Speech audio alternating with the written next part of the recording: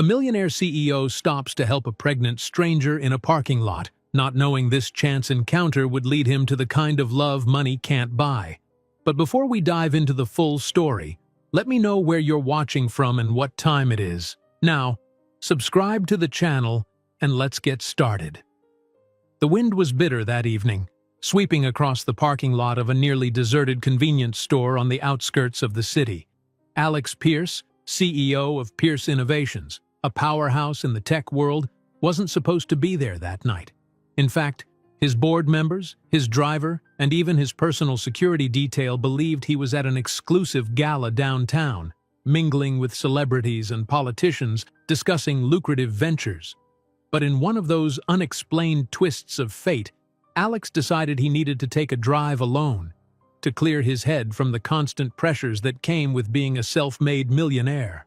The loneliness was gnawing at him more than he cared to admit, and sometimes he just needed to escape the glossy hotels and the carefully curated conversations. He parked his sleek black sedan near the flickering neon sign of the convenience store. Dressed in a tailored suit that cost more than many people made in a month, Alex looked out of place against the store's faded walls and cracked asphalt. This was a man of power, someone who commanded entire boardrooms with a single glance. Yet at that moment, an uncharacteristic weariness lined his face. A sudden movement caught his eye.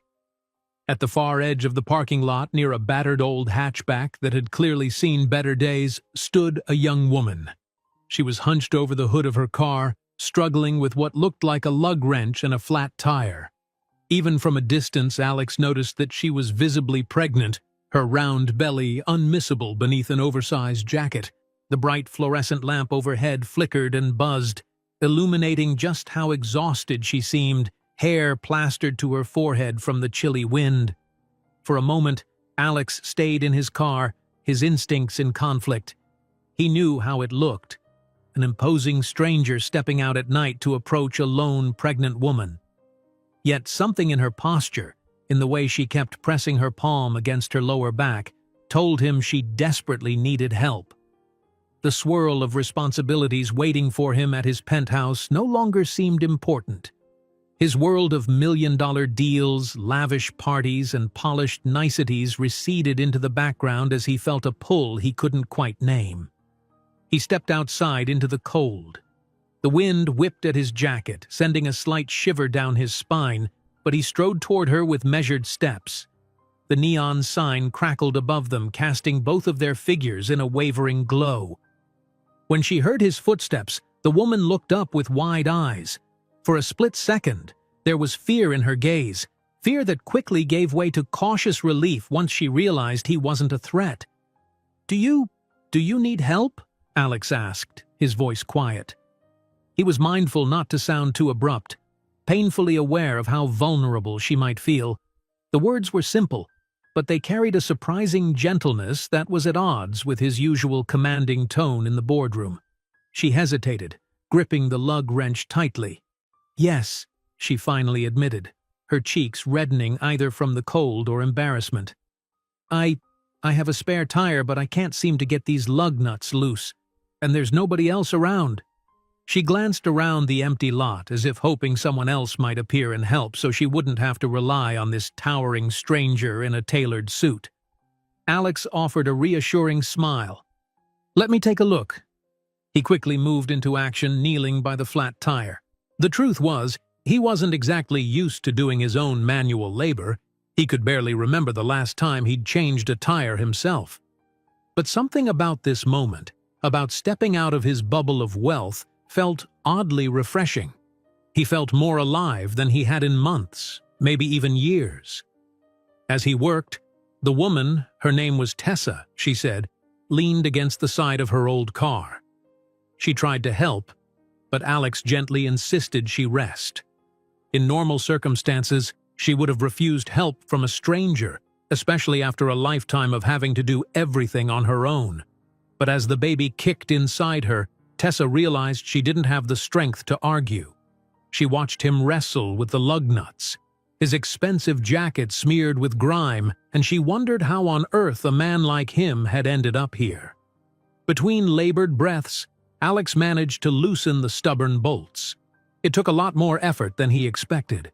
Adrenaline surged through him in place of the usual rushed demands of personal assistance or the chime of calendar alerts on his phone. He replaced the tire with the spare, double-checking it was secure before standing up and taking a moment to catch his breath. A streak of grease ran along his sleeve, an inadvertent souvenir of this unplanned encounter. "You should be good to go," he said, stepping back. "But I'd recommend getting that tire properly fixed soon. The spare might not hold up for long trips." Tessa let out a long sigh of relief, her breath visible in the cold. "Thank you. I don't know how to repay you for this." Alex smiled, forcing his usual businesslike expression not to slip back into place. "You don't have to. Just drive safe and take care of yourself." The sincerity in his voice was tangible, surprising even him. In the sudden quiet, neither spoke for a beat. Tessa's eyes lingered on him, noticing the subtle lines in his forehead that hinted at some deeper stress, some heavier burden. With the crisis over, reality began to creep back in. Should he just walk away now, get in his car, and vanish into the night as the mysterious Good Samaritan? Or should he check if she needed anything else? An odd flutter in his chest told him leaving so abruptly didn't feel right. He cleared his throat. "It's late. Are you all right to drive? Do you have somewhere safe to go?" She hesitated. "I'm staying at a friend's place, but it's across town. My phone battery died earlier, so I couldn't call her. I just need to get there." Alex peered into her car.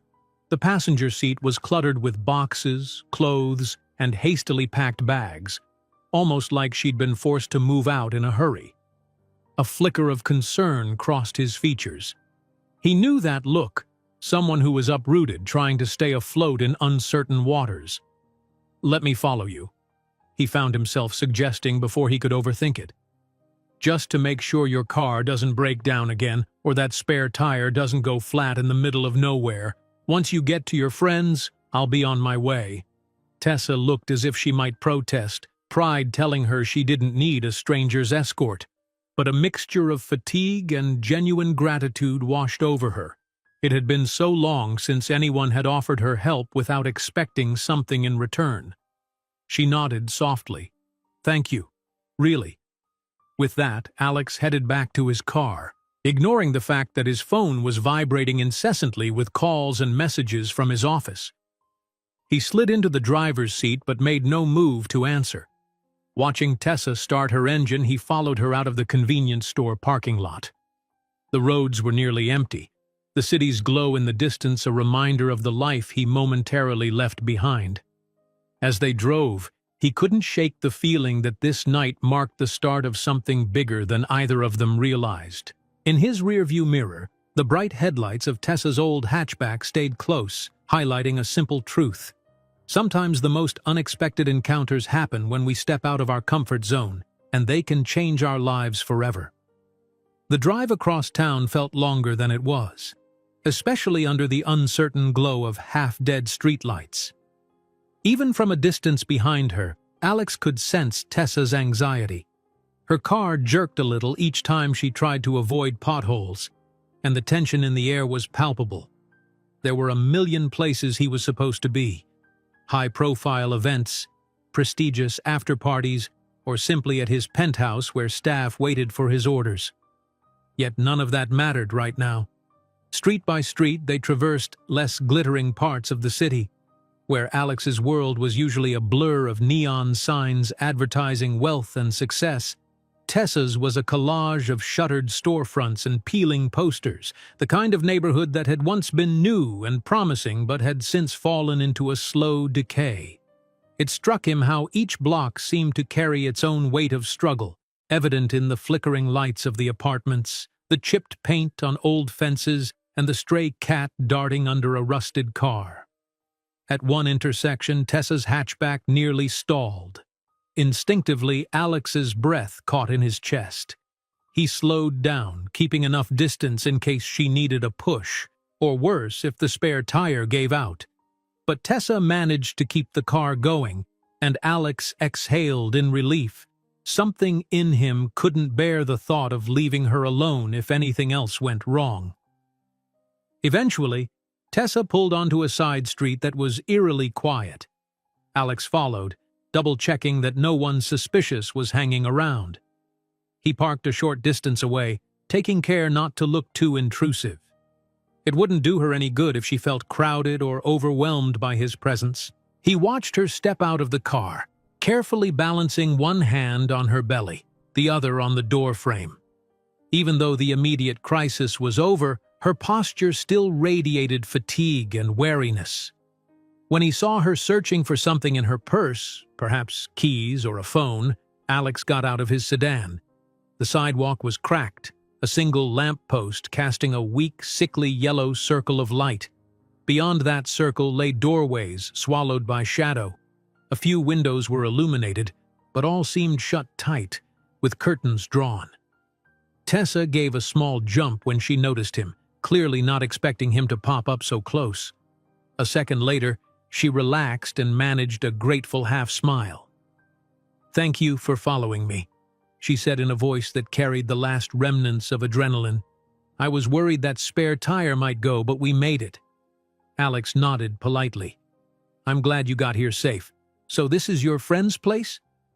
He glanced up at the cramped two-story building behind her, noticing a flicker of light in an upstairs window.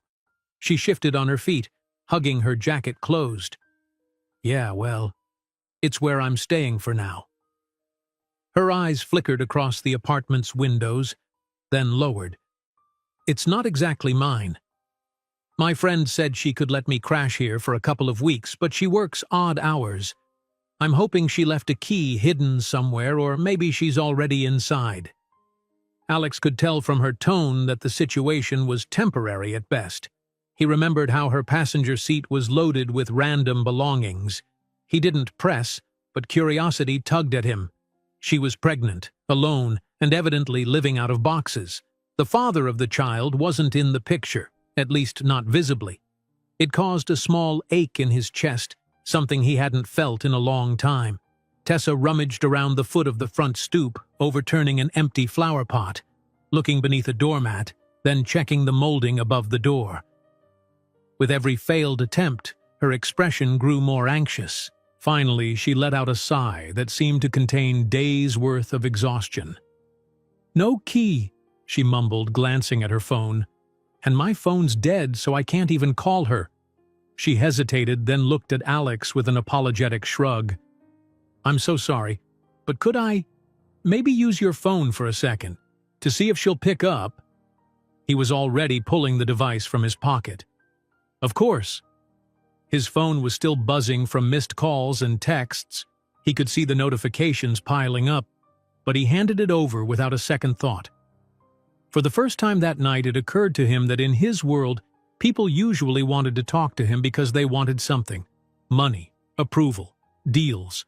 But Tessa merely needed a small act of basic kindness, a phone call, a chance to get into a warm place to sleep.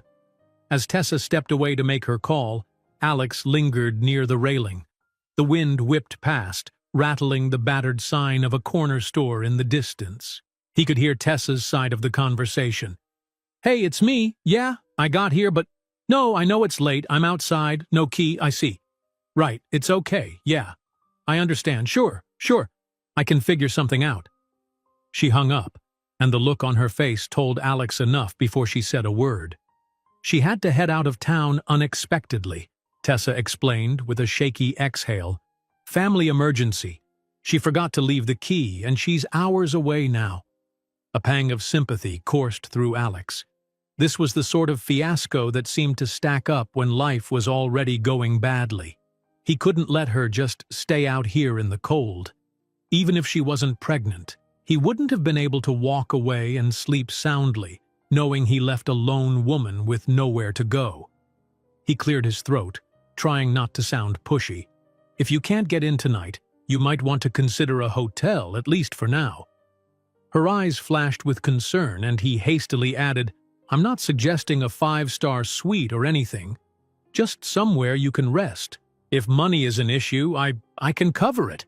It's the least I can do after you let me ruin this suit with grease."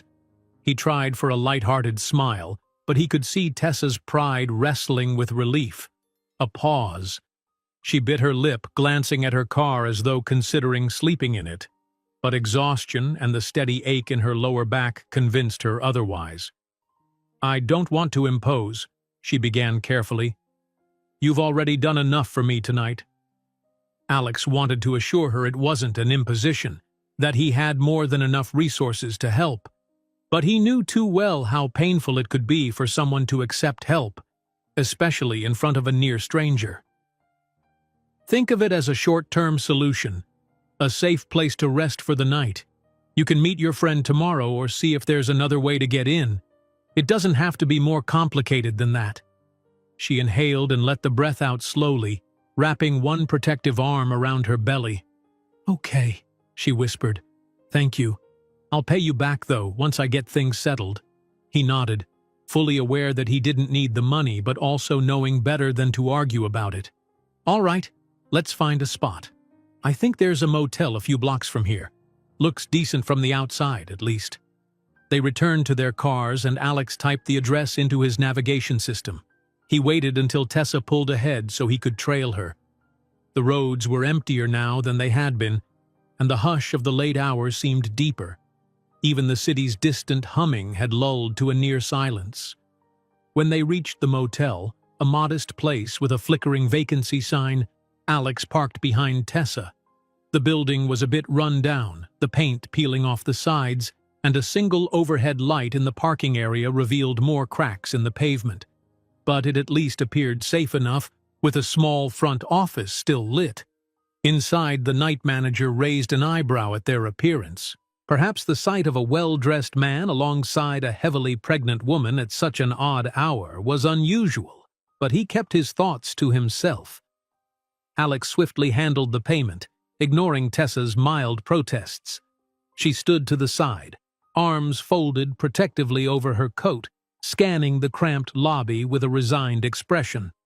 "Room 204, upstairs on the left," the manager grunted, sliding a key across the counter. "No elevator, though."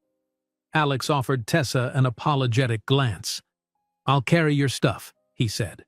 She seemed about to protest again, but the simple fact of her exhaustion and the extra weight she was carrying made it easier for her to concede. The trek up the concrete steps was brief but felt longer in the biting cold. Once inside the room, Tessa flicked on a single overhead bulb. Its harsh light revealed faded curtains, a small television perched on a dresser, and a bed with sheets that had seen better days. The heater rattled as she turned it on, but warm air began to trickle out. "I'm sorry if this place isn't the greatest," Alex offered. He felt a rush of protectiveness that he couldn't quite explain. Part of him wanted to whisk her away to one of the high-end hotels he frequented, where every comfort was guaranteed. But that was probably too overwhelming, too large a gesture for a woman who barely knew him, and he sensed Tessa wouldn't be comfortable in that environment anyway. She gave a tired laugh. "This is more than enough. Believe me, I'm used to far worse, at least it's warm." He set her bag, a duffel that had been on her passenger seat, down by the dresser. Inside, he spied a rumpled blanket, a few clothes, and some random toiletries. That was it. Her entire life must have been condensed into just a few worn containers. The realization weighed on him, reinforcing how dire her situation was. Standing awkwardly, hands shoved in his pockets, Alex debated the next step. Should he leave her alone to get some rest? Or should he insist on finding her something more secure? Each option felt like it had pitfalls. He didn't want to abandon her, but he also didn't want to intrude or make her think he expected something in return. "Are you hungry?" he finally asked. "I can run out and grab something. The vending machines downstairs have the usual junk, but I could find a late-night place that's still open." Tessa sank onto the edge of the bed. Her shoulders slumped as though the events of the evening were settling in for the first time. "Honestly, I'd kill for some hot soup," she admitted, cracking a brief smile. "Or a sandwich, anything real, as long as it's warm." Alex nodded. "I'll be right back then." Lock the door behind me, okay?" She managed a small "thank you," and he noticed that her eyes were misting over as if tears threatened but refused to fall. He gave her a reassuring nod and turned to leave, pulling the door shut. He heard the click of the lock behind him. For a moment he just stood there in the motel's dim hallway, replaying the night in his mind. A random encounter in a convenience store parking lot had led him here, to a battered motel corridor. He wasn't sure what tomorrow would bring, didn't even fully understand why he felt so compelled to help Tessa. But as he headed down the stairwell, a strange warmth flared in his chest, one he hadn't felt in years. He was used to solving problems with money, signing off on checks that took care of things swiftly and efficiently. But now, for the first time in a long while, he felt connected to another human being through genuine compassion rather than business.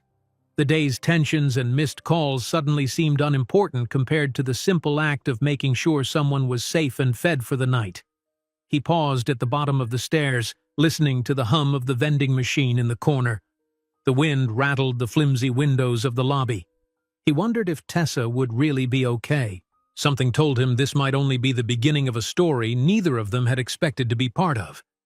Shaking off his concerns, he stepped out into the cold, determined to keep his promise. The faint gleam of the neon motel sign lit his path.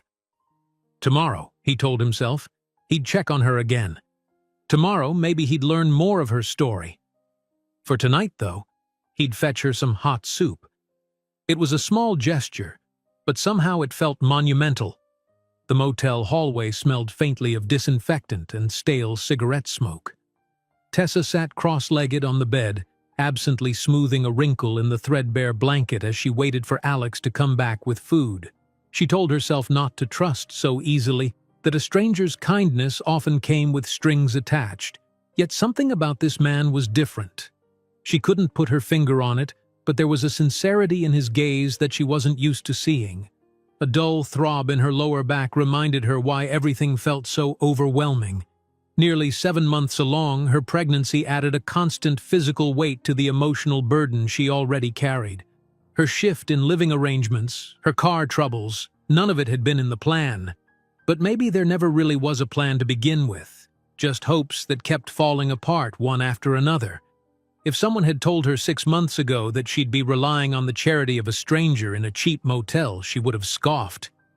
She had been so confident, so sure that she could do everything on her own. She tried to distract herself by flipping through the channels on the tiny television mounted in the corner. Static on half the stations, cheap infomercials on the others. The local news anchor droned on about the city's economic rise. Tessa snorted at the irony. Her life was anything but prosperous. Even the drone of the heater seemed to mock her, rattling away without really warming the space. Just as she was about to kill the power on the set, the door rattled with a soft knock. Her heart gave a tiny leap, both relief and a lingering trace of caution. She reached for the lock, peering through the tiny peephole. It was Alex, juggling a paper bag that smelled tantalizingly like soup. She opened the door. "I was just thinking I might start gnawing on my coat if you took any longer," she joked, forcing a lightness into her tone. He gave a wry grin, stepping inside. "Sorry, the diner down the street was closing up. I caught the cook just before he shut off the grill." He offered her the paper bag where she discovered a lidded container of chicken soup and a sandwich wrapped in foil. "Not sure if you can stomach that. I know pregnant women sometimes have, different cravings." He ended his sentence with a slightly awkward shrug as though embarrassed by his limited knowledge of pregnancy. Tessa chuckled softly, not unkindly. "I'm just grateful it's real food." She settled back on the bed, resting the food on her lap. The smell alone made her mouth water. She glanced around the cramped room, noticing there was only one chair. "You can, sit here, or—" She gestured at the edge of the bed, then seemed to think better of it. Inviting him to sit so close felt too intimate, yet she hated to see him left standing. Alex nodded, choosing the lone chair with a polite, "Thank you." She noticed how he surveyed the place, taking in the peeling wallpaper, the flickering lamp, the scuffed floor. A faint trace of concern tinged his features. Under normal circumstances, Tessa might bristle at pity, but she sensed that wasn't what he was offering. "So," she began, unwrapping the sandwich carefully, "I guess you're probably used to being back in your own place by now. You know, in normal circumstances. I'm sure this is the last spot you expected to be tonight." He shrugged. "I'm used to late nights.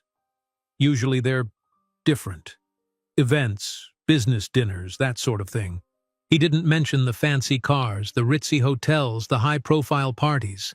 That part of his world felt irrelevant right now. She nodded, stirring the soup with a plastic spoon. "I appreciate you staying, but you don't have to. Really, I'll be fine." Part of her was terrified that he'd leave, that this warm meal and a locked door might be the last sliver of kindness she'd see for a while. Another part remained convinced that leaning on him too much was dangerous. Alex hesitated. "I know you probably want some rest, but I figured I'd make sure everything's okay. If you need anything else, I can run back out. I'm not really in a hurry." Tessa sipped the soup, savoring the taste. It was standard diner fare, salty, a bit watery, yet heavenly to her in that moment. "Honestly, I'm not sure what I need," she admitted quietly. "I keep telling myself I'll figure it out tomorrow.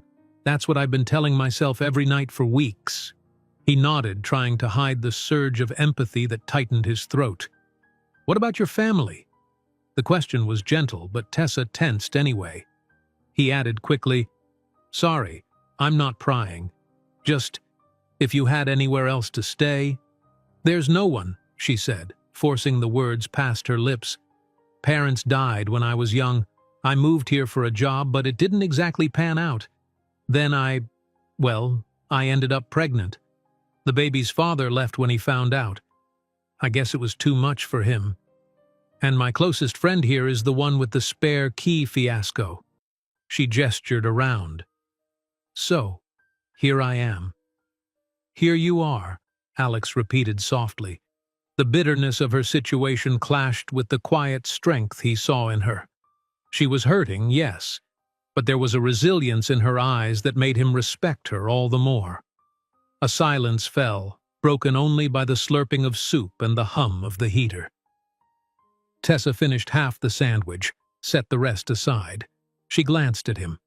"You want a piece? I can't finish it." He started to refuse. He could always grab something else later. But something about the way she offered it touched him. "Sure," he said, taking half the sandwich. It was a simple gesture of shared humanity, but it warmed them both more than the heater did.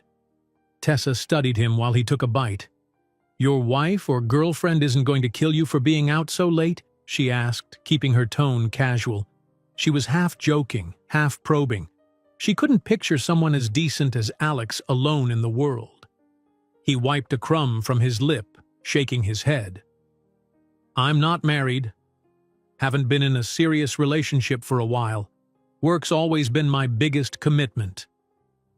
He nearly left it at that, but for reasons he couldn't explain, he added quietly, "I guess maybe I was afraid of letting anybody get close. A big chunk of my time is devoted to the company." She nodded, a flicker of understanding. "Guess we each have our own reasons for being alone, huh?" Those words hung in the air, carrying more weight than either intended. Alex found himself thinking that for all his success, he'd never been this at ease opening up to someone. Something about Tessa's presence calmed him. A sudden knock at the door startled both of them. Tessa nearly dropped her soup, while Alex stood up, scanning the little room for signs of danger. He placed the sandwich down, walked over, and peered through the peephole. A motel staff member, an older woman, stood outside with a stack of towels. Her expression was neutral, maybe even a bit bored. "Fresh towels," the woman's muffled voice came through the thin door. Tessa let out a breath of relief. "I'll get it." She rose stiffly, crossing the room, and opened the door just enough to accept the folded towels. "Thank you," she murmured. The staff member just nodded and shuffled off. Tessa locked the door again, turning around with an awkward laugh. I guess jumping at every noise is a new habit now. This city can be rough, so you learn to stay on guard. Alex understood that all too well. Many times in high society, the dangers were subtler, more about betrayal in negotiations or the schemes of corporate rivals. But fear was fear, whether from lurking criminals or unscrupulous business sharks. He realized he should probably let her rest. It was edging closer to midnight, and she desperately needed sleep. Gathering up the trash from their makeshift meal, he turned to her with a gentle smile. "I'm sure you want to catch some shut-eye. I can head out." Tessa nodded, trying not to let her unease show. She felt safer with him around, but she knew how it would look if she asked him to stay. Plus, the room had only one bed. "Thank you again. For everything." Her voice was soft. She clutched the fresh towels, glancing at the swirl of emotions crossing his face. He gave a faint shrug, as if it was no big deal. "I'll check on you tomorrow. Make sure you got everything sorted with your friend. Here." He pulled out a small business card from his wallet, one with the Pierce Innovations logo. "This has my number. If anything happens, call me. Anytime. Seriously." She eyed the card, noticed the high-end design, the weight of the cardstock. For a second, she marveled at just how different their worlds were. Then she swallowed her pride and took it. "I appreciate it," she whispered. He lingered at the door, reluctant to leave her alone in that drafty motel room, but he didn't want to impose, so he forced himself to nod and slip out into the hallway. The look in her eyes stayed with him, a mixture of gratitude and apprehension. He told himself that it was enough to know he'd helped her for one night. As he made his way down the narrow corridor, the flickering overhead light made his own reflection in a nearby window appear ghost-like. He caught a glimpse of himself. Rumpled suit, tie askew, sleeves stained from changing her tire. He almost laughed at how out of character it was, but it also felt oddly real. No paparazzi, no stifling formality, just the straightforward decency of helping someone who needed it. Back in his car, the heated seats and the faint scent of expensive leather greeted him. He exhaled heavily, leaning his head against the steering wheel for a moment before starting the engine. Outside, the neon sign of the motel blinked erratically, as though it were also tired from too many nights spent illuminating people's darkest hours. He glanced at the motel door one last time. From here, he couldn't see Tessa's room, but he let his gaze rest on the second floor. Their meeting had been pure chance. Two strangers crossing paths at a near-empty parking lot. Yet a quiet voice in his mind suggested that if life ever decided to weave two destinies together, it might well begin in a place this ordinary, this unexpectedly profound. He put the car into drive and pulled onto the main road, ignoring the ping of new messages on his phone. Tomorrow he'd return, if only to confirm that Tessa was safe. He tried to tell himself that was all he wanted, that it was simply the right thing to do, but a part of him, deep down, knew he was already more invested than that. As the city lights danced on his windshield, a faint sense of possibility flickered in his chest, like a door he wasn't sure he was ready to open but couldn't quite ignore. Morning came all too quickly for Tessa. She'd drifted off sometime around 2 or 3 in the morning, lulled by the hum of the motel's unreliable heater. But fitful sleep and the persistent ache in her lower back made it feel like she'd barely gotten any rest at all. A thin slice of early sunlight crept through the threadbare curtains, illuminating the tiny room with a weak glow.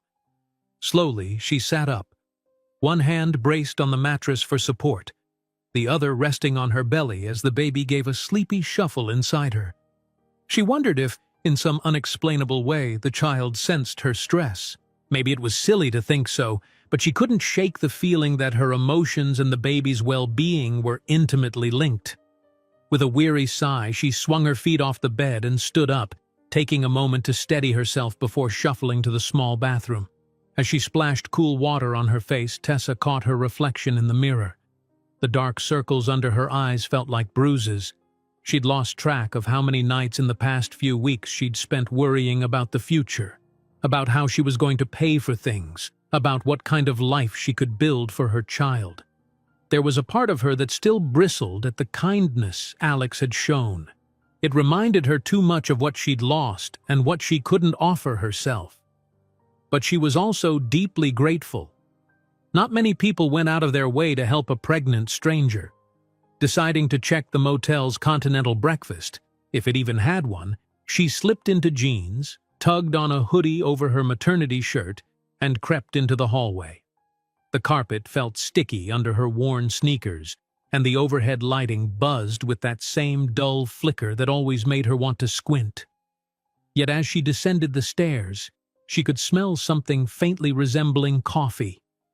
Down in the cramped lobby, she found a single coffee dispenser next to a plastic tray of cinnamon rolls in shrink wrap. Not exactly gourmet, but better than nothing. She poured a cup of coffee, took one sip, and grimaced at the bitterness.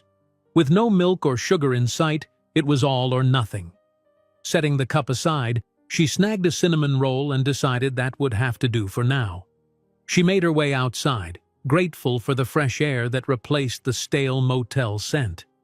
The morning chill nipped at her cheeks, and she wished she'd brought her coat. Her car was still parked in the lot, the spare tire looking no worse for wear. It struck her that she had no real plan for the day. She'd hoped to meet her friend to finally get a key to the apartment, but that wasn't an option unless the friend returned to town. Her phone had died the night before, and the only charger she owned was in her friend's place, behind a locked door she couldn't enter. A sense of futility crept in, the same sense that had kept her up at night. Where could she go from here? Job searches had stalled. Nobody seemed keen to hire a pregnant woman whose due date loomed closer every day. She brushed her hair back from her face, feeling an unexpected sting of tears. Everything felt stacked against her. She was about to return to her room when a sleek car pulled into the parking lot, tires crunching on the loose gravel. At first, she tensed, wondering if it was someone connected to her complicated past, or just another guest. But then she recognized the familiar lines of the black sedan and, more importantly, the man behind the wheel. Alex stepped out wearing an open-collared shirt and jacket, looking far more casual than she'd seen him the night before. His dark hair was neatly combed, though he hadn't bothered with a tie. He gave her a small smile as he approached, one hand lifted in a hesitant wave. "Good morning," he said, voice warm but cautious. "I wasn't sure if you'd be awake." Tessa fought back the swirl of relief that rose in her chest. "Couldn't really sleep in," she admitted. "Plus, I was curious if they had breakfast here." She gestured wryly at the cinnamon roll in her hand. His gaze flicked to it. "Not exactly five-star cuisine," he said with a hint of a grin. "Maybe I can do better than that." She cocked her head. "You showed up again. Didn't you have a million calls to return?" A shadow passed over his face, just for a moment. "I handled what I could last night. The rest can wait. I told you I'd check on you, see if you needed anything." He hesitated, then asked, "Any word from your friend about the key?" Tessa shook her head, stuffing the last bite of cinnamon roll in her mouth to stall her answer. When she'd swallowed, she explained, "I can't even charge my phone to call her, and I doubt she's coming back today.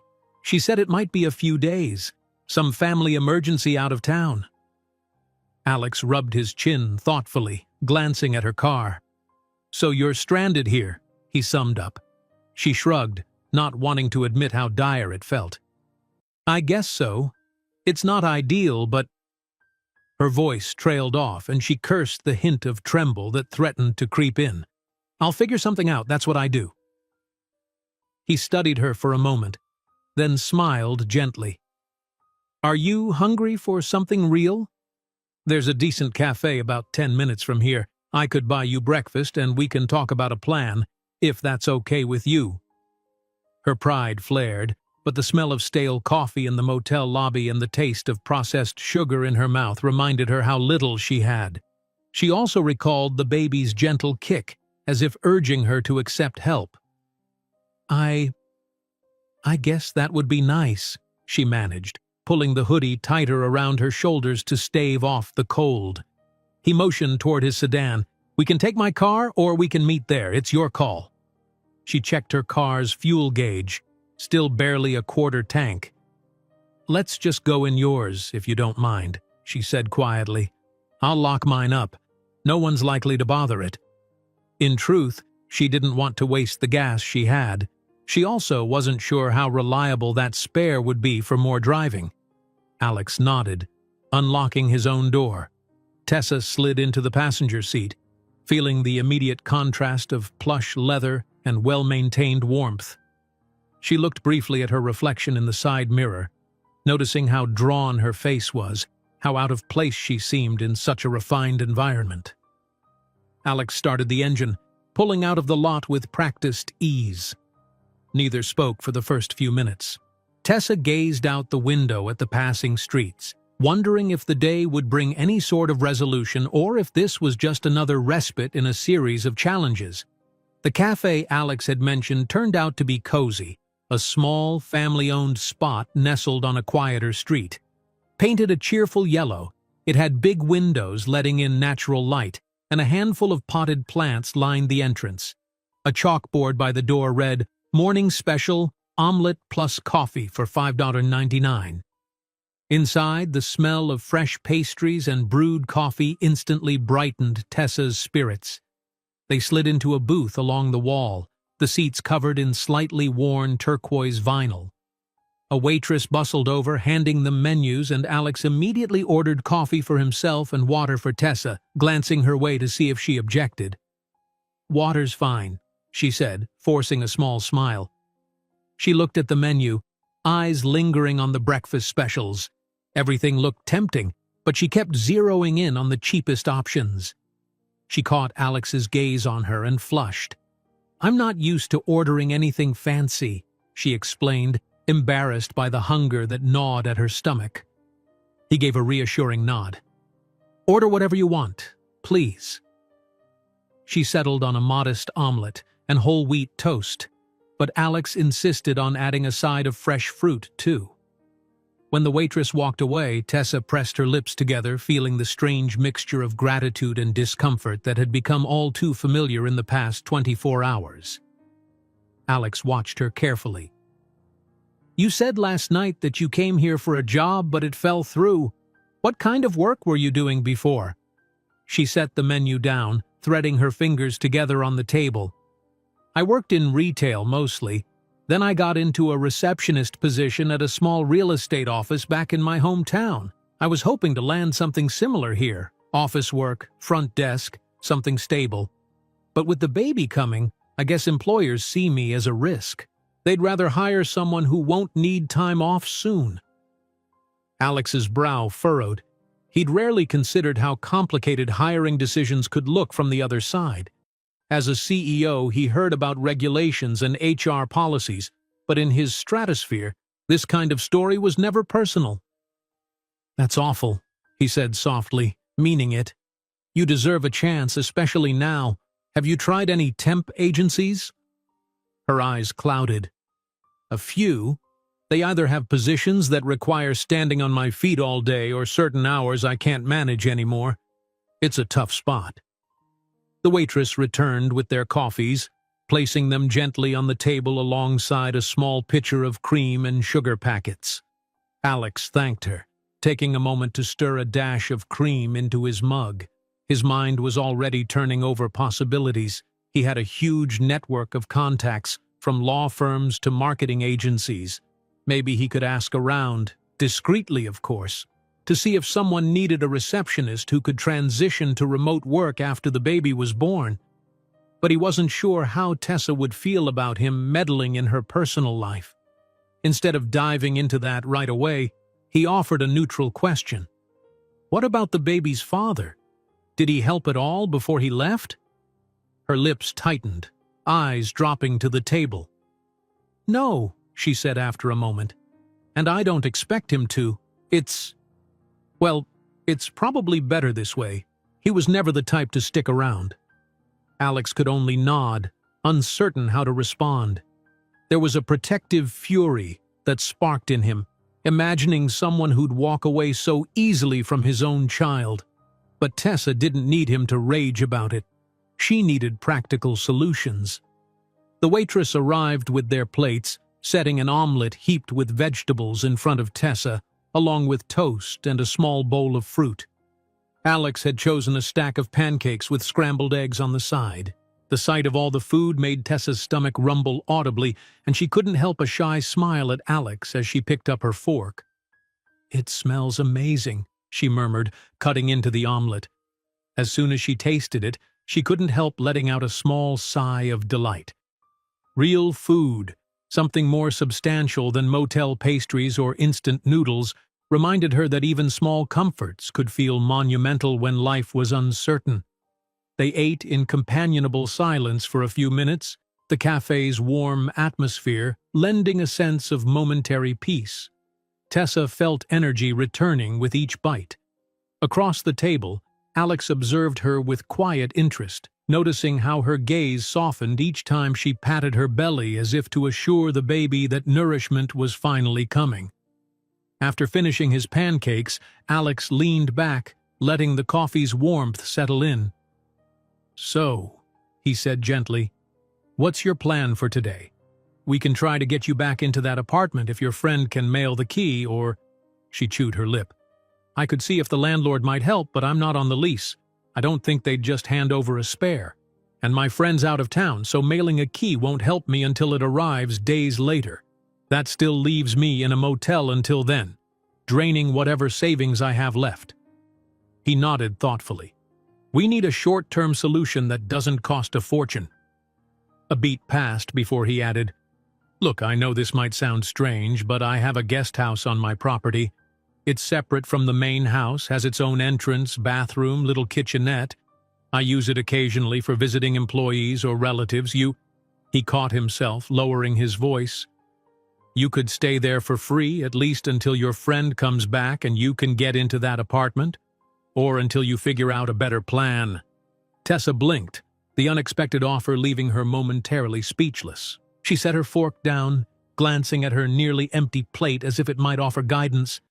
The very idea of living on a millionaire's property even temporarily sounded surreal and honestly a bit intimidating. "You barely know me," she said softly, forcing herself to meet his eyes. "What if I'm some kind of con artist?" He smiled, a gentle curve of his lips. "I think my instincts are pretty good at reading people, and my security systems would handle the rest. But seriously, I'm not worried about that. You need a safe place, and I have one that's going unused. It's just practical." Her gaze flickered from his face to the window, where pedestrians bustled by outside, blissfully unaware of the life-altering question on the table. Could she really uproot again, following a near stranger to his guest house? Yet what alternatives did she have? Another draining stretch at a motel?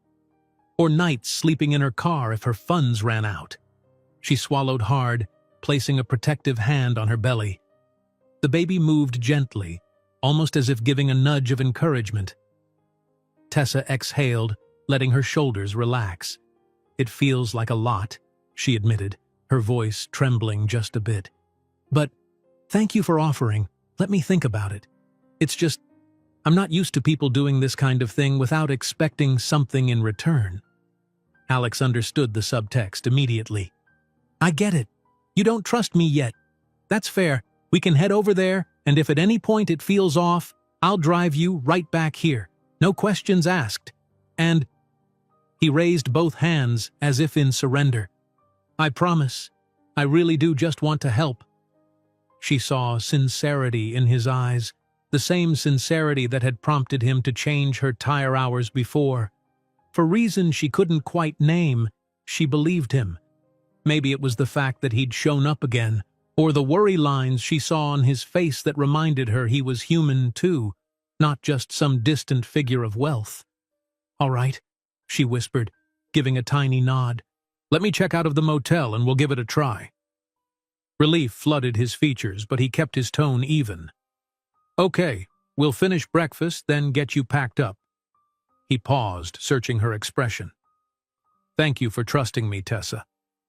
She picked up her glass of water, taking a sip to calm the butterflies in her stomach. "I'm not sure if it's trust," she admitted, or just not having many options. But either way, I'm grateful. They exchanged a small, earnest smile. Two people on the brink of an uncharted path, both aware that what came next might set the tone for a far deeper connection. Tessa took another bite of her omelet, no longer as frightened by the unknown. For now, she let the warmth of the cafe and the kindness in Alex's eyes ground her in a rare moment of hope. Tessa handed her motel key to the front desk clerk, trying to ignore the pang of embarrassment that came with checking out after just one night. The clerk barely acknowledged her, mumbling something about housekeeping schedules. She turned away with a tight smile, feeling the air grow lighter once she stepped out into the parking lot. Her duffel bag, crammed with all the clothes she had, hung off one shoulder, and she clutched a paper bag containing some snacks she'd salvaged from the meager lobby offerings. Alex stood by his sedan, arms folded casually, the morning sun catching the faint shine of his hair. He had already loaded a spare charger for Tessa's phone in the passenger seat, anticipating she might need it. At the sight of her, he stepped forward. "All set?" he asked gently, taking the duffel off her shoulder before she could protest. She nodded, letting him place it in the trunk next to a small suitcase of his own. "I'm not sure how long I'll stay," she explained quietly, as though apologizing in advance. "I don't want to be a burden." He smiled, closing the trunk. "Don't worry about that right now. We'll figure things out as we go. The guest house is yours for as long as you need it." They climbed into the car, and Tessa couldn't help noticing how different the interior felt in daylight. Sunbeams lit the soft leather, and a faint vanilla scent from an air freshener replaced the stale odor she'd grown used to at the motel. It was a small thing, but it made her realize once again that she was stepping into a world far from her own. She buckled her seatbelt while Alex started the car, navigation already queued up on the console display. The route headed out of the city, away from the crowded streets and past a cluster of suburban neighborhoods.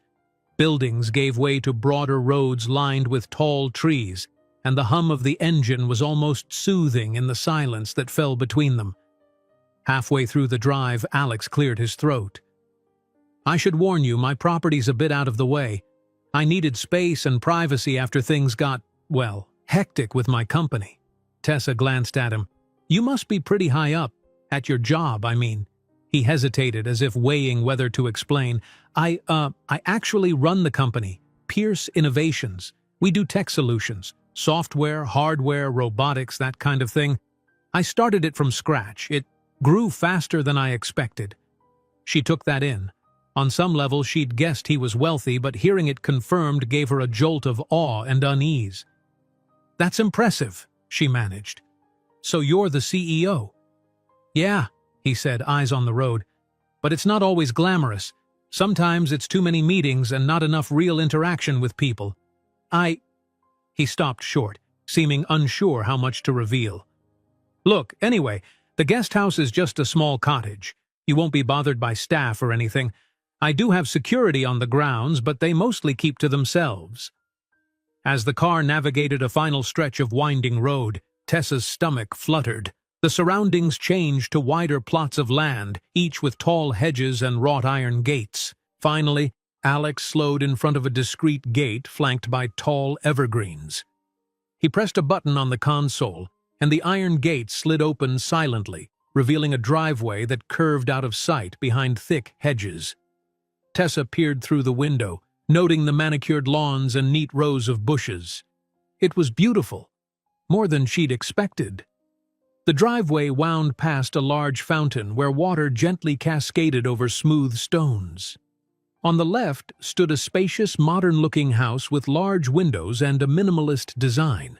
But Alex steered to the right, where a smaller cottage-like building peeked out from behind a cluster of trees.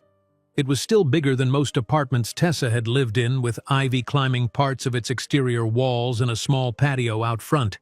Flower boxes lined the windows, giving it a surprising dose of charm. "Welcome to the guest house," Alex said, pulling up beside it.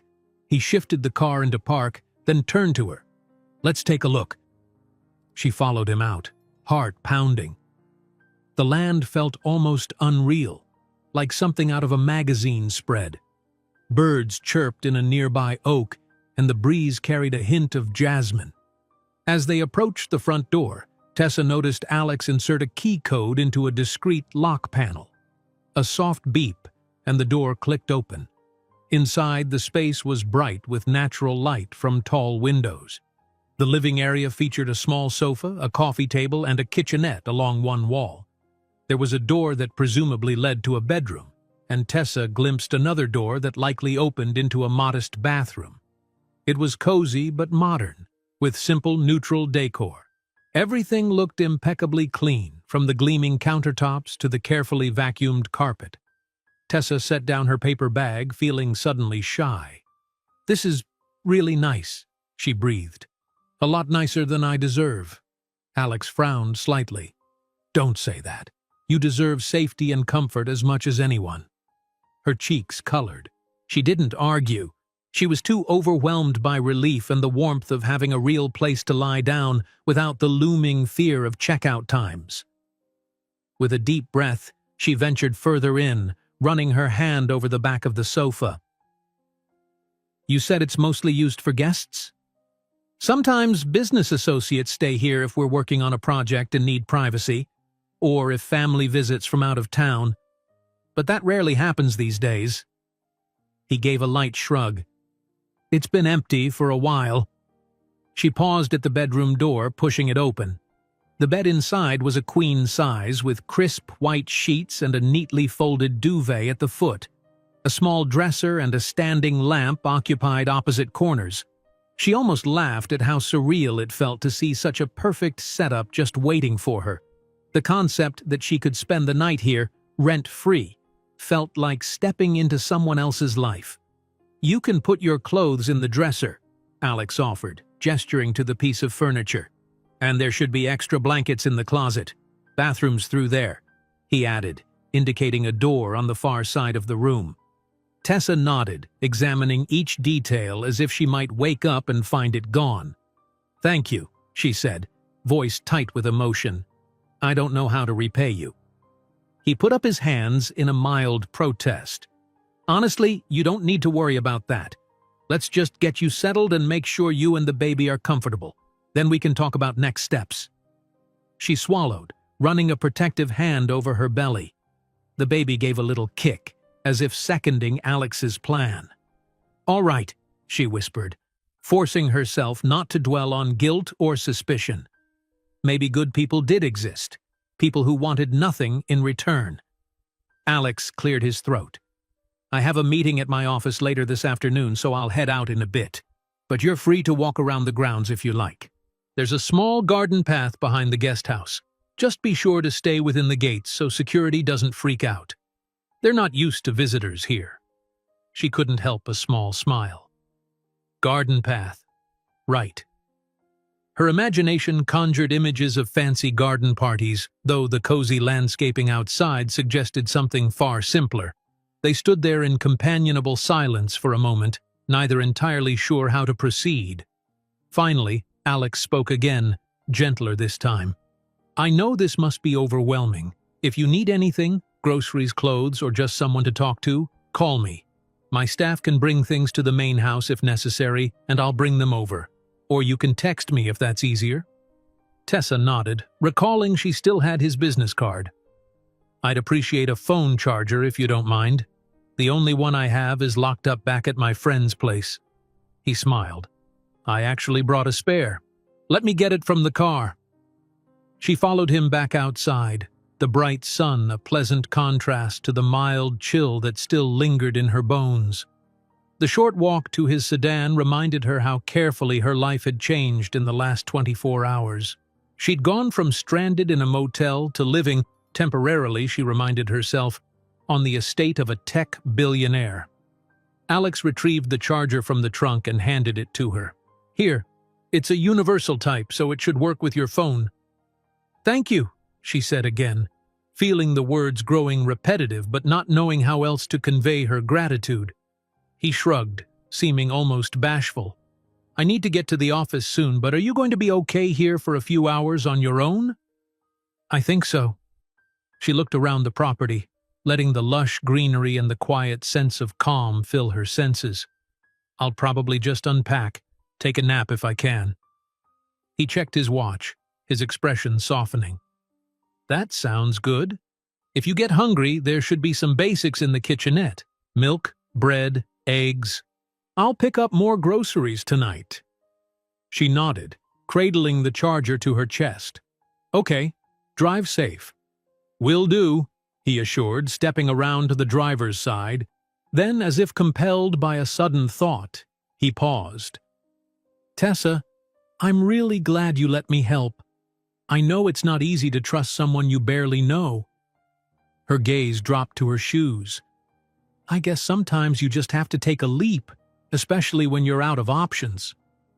He nodded in understanding, then climbed into his car. She stayed at the door of the guest house, watching him reverse out and follow the gravel driveway to the front gate.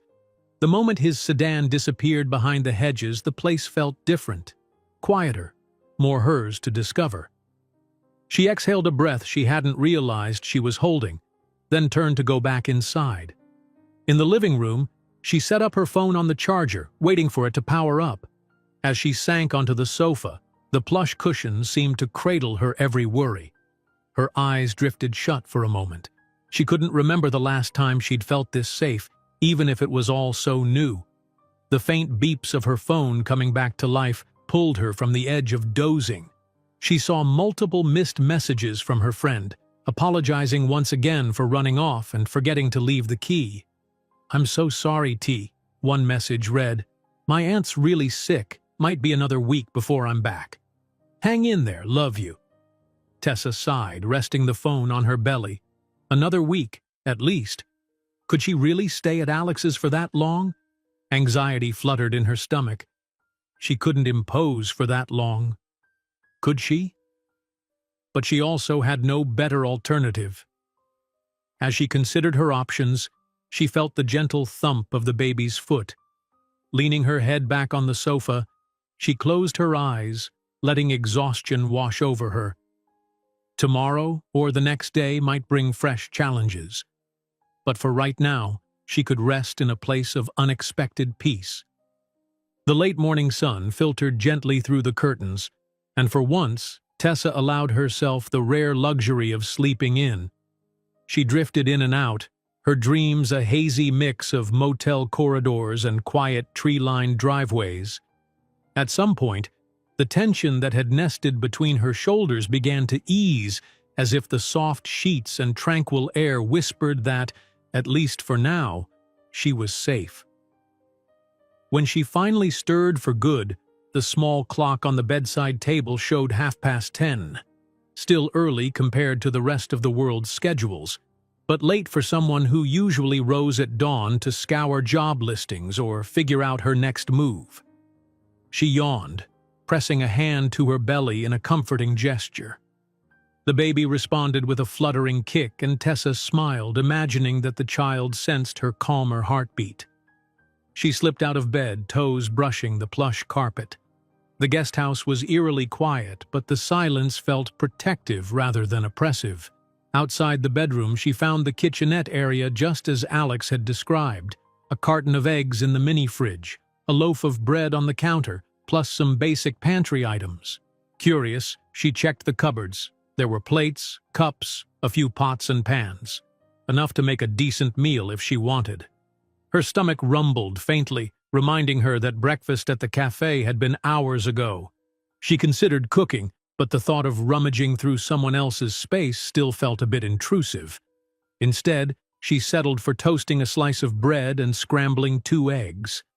The kitchenette's small window overlooked a side garden where she glimpsed a winding stone path.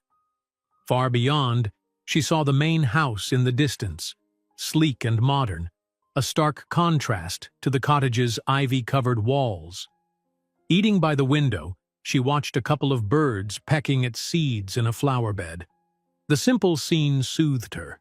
She let her shoulders relax, and for a moment the incessant worry about her future abated. Her phone vibrated on the counter, charging steadily thanks to Alex's spare cord. Tessa leaned over to check, just a message from her friend again, apologizing profusely. No changes on that front. Part of Tessa wondered if this was the universe's way of forcing her to slow down, to accept help she normally would have refused. She finished her eggs, washed the plate and fork, then dried them with a dish towel she found neatly folded in a drawer. The domesticity of it all made her smile wryly.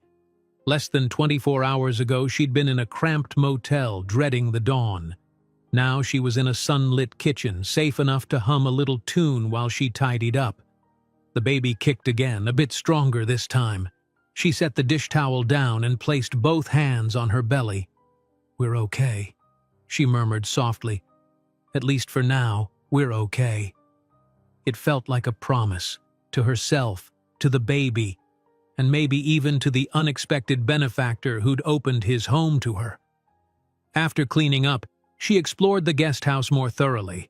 The living area had a small shelf of books, business titles, some bestsellers, and a few literary classics. A short hallway led to a closet that stored extra towels and sheets, plus an ironing board. Everything was tidy, as if professionally maintained. She wondered if there was a cleaning crew that stopped by regularly, or if Alex had it cleaned just before she arrived. As she wandered back into the living room, she caught sight of the glass door that opened onto the patio. Beyond it lay the beginnings of a winding path through a garden. For a moment, she hesitated. Alex had said it was fine to roam around, just not to stray past the estate's boundaries. Gathering her courage, she slipped on her shoes, grabbed the cottage key Alex had left on the coffee table, and stepped outside. A gentle breeze greeted her, carrying the scent of grass and earth. The stone path curved past a small fountain, its water trickling softly into a basin surrounded by ferns. To her left, carefully trimmed hedges framed a bed of colorful flowers. It felt more like a tranquil retreat than someone's backyard. She paused by the fountain, running a finger through the cool water as she took in the sound of distant birds. She walked slowly, mindful of her pregnant body's limits, letting her eyes wander. The garden seemed to sprawl further than she'd anticipated. She spotted a greenhouse tucked away amid tall hedges, its glass reflecting the midday sun. Curiosity nudged her forward. At the greenhouse door, she found it unlocked. Stepping inside, she was greeted by warm, humid air and the fresh smell of green leaves. Rows of potted herbs lined narrow benches, and bright flowers blossomed under filtered sunlight. The space was surprisingly large, with a small table in one corner that held gardening tools and packets of seeds. A sudden noise startled her, a rustle of movement behind a cluster of tomato plants. She froze, heart hammering. Then a voice, gentle and slightly amused, called out, "Oh, hello there. Didn't know we had a visitor?" An older woman with silver-streaked hair emerged from behind the foliage, a small watering can in hand. She wore jeans and a floral blouse with rolled-up sleeves, the sort of attire that spoke to both practicality and warmth. Tessa offered an apologetic smile. "I'm so sorry, I didn't mean to intrude. I'm staying in the guest house and I was exploring." The woman's expression brightened. "You must be Miss Tessa, then. Mr. Pierce told us you might be on the grounds. I'm Margie, the head groundskeeper." She wiped her hand on a cloth and extended it. Tessa shook it carefully, relieved by the friendly greeting. "He told me I could walk around, but I didn't realize anyone would be in here. It's really lovely," she added, nodding at the rows of plants. Margie laughed softly, the lines around her eyes crinkling in kindness. "The estate may be large, but it's not empty. I'm here most days tending the garden. Mr. Pierce likes to keep fresh produce and flowers available. He's particular about his tomatoes," she joked. Tessa found herself relaxing, appreciating Margie's easygoing manner. "I can see why. Everything looks thriving. Do you do this all on your own?" Margie shrugged modestly. "I have a small team come in a few times a week for heavy work, but I do most of the day-to-day. Used to help out at the main house more often, but as the estate grew, so did the gardens." A comfortable pause settled between them. Tessa glanced around, noticing clusters of delicate orchids in hanging pots. "I didn't mean to pry, but Alex, Mr. Pierce, seems like he has a lot of staff, or at least a big operation going on. Does it ever feel overwhelming?" Margie's smile softened, and she set down the watering can. "Not usually. He's a fair boss, and he respects the space we all need. Plus, he doesn't throw big parties every weekend like some of the other wealthy folk around here. He mostly keeps to himself, truth be told, though lately I think he's been wanting more genuine connections." Tessa took that in. She was still adjusting to the idea that Alex wasn't just kind. He was also seemingly lonely in his own way. It tugged at some hidden part of her, reminding her that everyone has their own battles, even if they're hidden behind gates and hedgerows. Margie lifted a small pot of herbs, checking the soil. "Anyway, I'm glad you came in. If you need anything, fresh veggies, maybe some herbs for cooking, don't hesitate to ask. And if the garden path gets too long, we have benches scattered throughout for a rest." Her gaze flicked briefly to Tessa's belly, her expression softening in motherly concern. "Thank you," Tessa replied, feeling unexpectedly touched. "I might just take you up on that." They chatted a bit more about the grounds and the best spots to stroll, then Tessa excused herself, not wanting to monopolize Margie's time. She made her way back out into the sunshine, following the path around a bend where it looped toward a row of tall poplar trees. The rustle of leaves overhead formed a gentle soundtrack, and for the first time in what felt like ages, she breathed freely. No immediate crisis, no one expecting her to solve a problem right that second. Eventually, she returned to the guest house, the soothing walk having eased some of the pent-up tension in her shoulders. A slight fatigue set in, though, and she reminded herself she was carrying extra weight these days. Inside, she found the living room bathed in warm, midday light. She contemplated another light snack, but the eggs from earlier were still holding her over. Realizing that she couldn't just wander idly forever, Tessa decided to try sending out a few job inquiries. She retrieved her phone from the charger and sat down on the sofa, cradling the device in her palm. With a sigh, she opened the job search app she'd been using. Her heart sank at the memory of countless unreturned applications, but she refused to give up. Now that she had a stable place to stay, maybe she could push her luck a bit further. She shot off 3 or 4 new applications: a part-time receptionist gig at a dental office, a front desk role at a small non-profit, and a remote administrative assistant position that seemed almost too good to be true. The baby kicked gently as she typed, a strange comfort and reminder that she wasn't alone. Once she'd finished, she set the phone aside and allowed her thoughts to drift.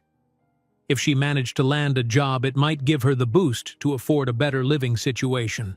Of course, after the baby arrived, everything would be more complicated. But Tessa forced herself not to get lost in that worry. One step at a time. A faint knock at the door startled her. She stood, checking the lock through the peephole. A young man in a polo shirt and khakis stood outside, carrying a plastic bag. She opened the door cautiously. "Hi," he said with a polite smile. "Mr. Pierce asked me to drop off some groceries. I'm with the main house staff." Tessa blinked in surprise. "Oh, that's very nice, thank you." She accepted the bag, feeling its heft. It smelled faintly of fresh produce. The young man nodded and disappeared back down the path, leaving her holding the delivery in astonishment. Closing the door, she placed the bag on the kitchenette counter. Inside, she discovered apples, bananas, a small carton of juice, some yogurt cups, and a box of granola bars. There was also a note: "Wanted to make sure you had enough snacks until I get back. Alex." She stared at the note, her heart oddly full. In her life, care packages had been a rarity. She was used to scraping by, uncertain of where or when the next kindness would come. She carefully folded the note and set it aside, deciding she'd thank Alex in person later. Though the invitation to rest was tempting, her mind buzzed with too many thoughts to sleep. She put away the groceries, then unzipped her duffel bag to finally unpack. It didn't take long. Her possessions were few: t-shirts, a couple of dresses, some sweatpants, and her most precious item, a small wooden box containing photographs and a few sentimental trinkets. She placed the box in the bottom drawer of the dresser, her fingers lingering over its lid before letting it go. Time passed in a contented blur. She was making a quick sandwich for lunch when she heard another sound from outside. This time, the soft hum of a car engine pulling up. Her heart leaped, wondering if it was Alex again. Setting her plate down, she stepped to the window. Sure enough, his black sedan was parked near the guest house, the driver's door open. He caught her eye through the glass, offering a little wave before heading for the door. She opened it preemptively, smiling at him. "Back so soon?" Alex stepped inside, slipping off his jacket. "Meeting got cut short. My CFO had to reschedule. I figured I'd see how you're settling in." He raised an eyebrow, noticing the sandwich on the counter. "Hope you found everything you need?" "More than enough." She inclined her head toward the grocery bag. "Thank you for sending those snacks." He gave a nod that was half shrug, glancing around the cottage. "Anything else you need? A bigger TV or, I don't know, something more comfortable?" She almost laughed. "Alex, this is already the nicest place I've ever stayed. I'm good, trust me." A hint of relief passed over his features. "Good. Well, if anything comes up..." He hesitated, as if searching for the right words. "I'm going to make dinner at the main house tonight. Nothing fancy, but maybe you'd like to join me? If you feel up to it. I promise not to poison the food." She smiled, warmth flooding her chest. "I'd like that," she said, her voice quiet. "I can help if you need an extra set of hands." He gave a little grin. "Your presence is all that's needed. My cooking's not 5-star, but it's edible." They shared a brief silence, the unspoken reality lingering, that they were fast becoming each other's anchor in a world that had seemed so uncertain just a day before. Then Alex cleared his throat and straightened, his casual demeanor slipping back into something more businesslike. "I still have some paperwork to finish in my office upstairs," he said, "but dinner should be around 7. I'll come by and walk you over." She nodded, feeling a tiny thrill in the idea of spending more time with him. "Sounds good." He gave one last scan of the room, as though ensuring everything was still in order. Satisfied, he retrieved his jacket. "All right.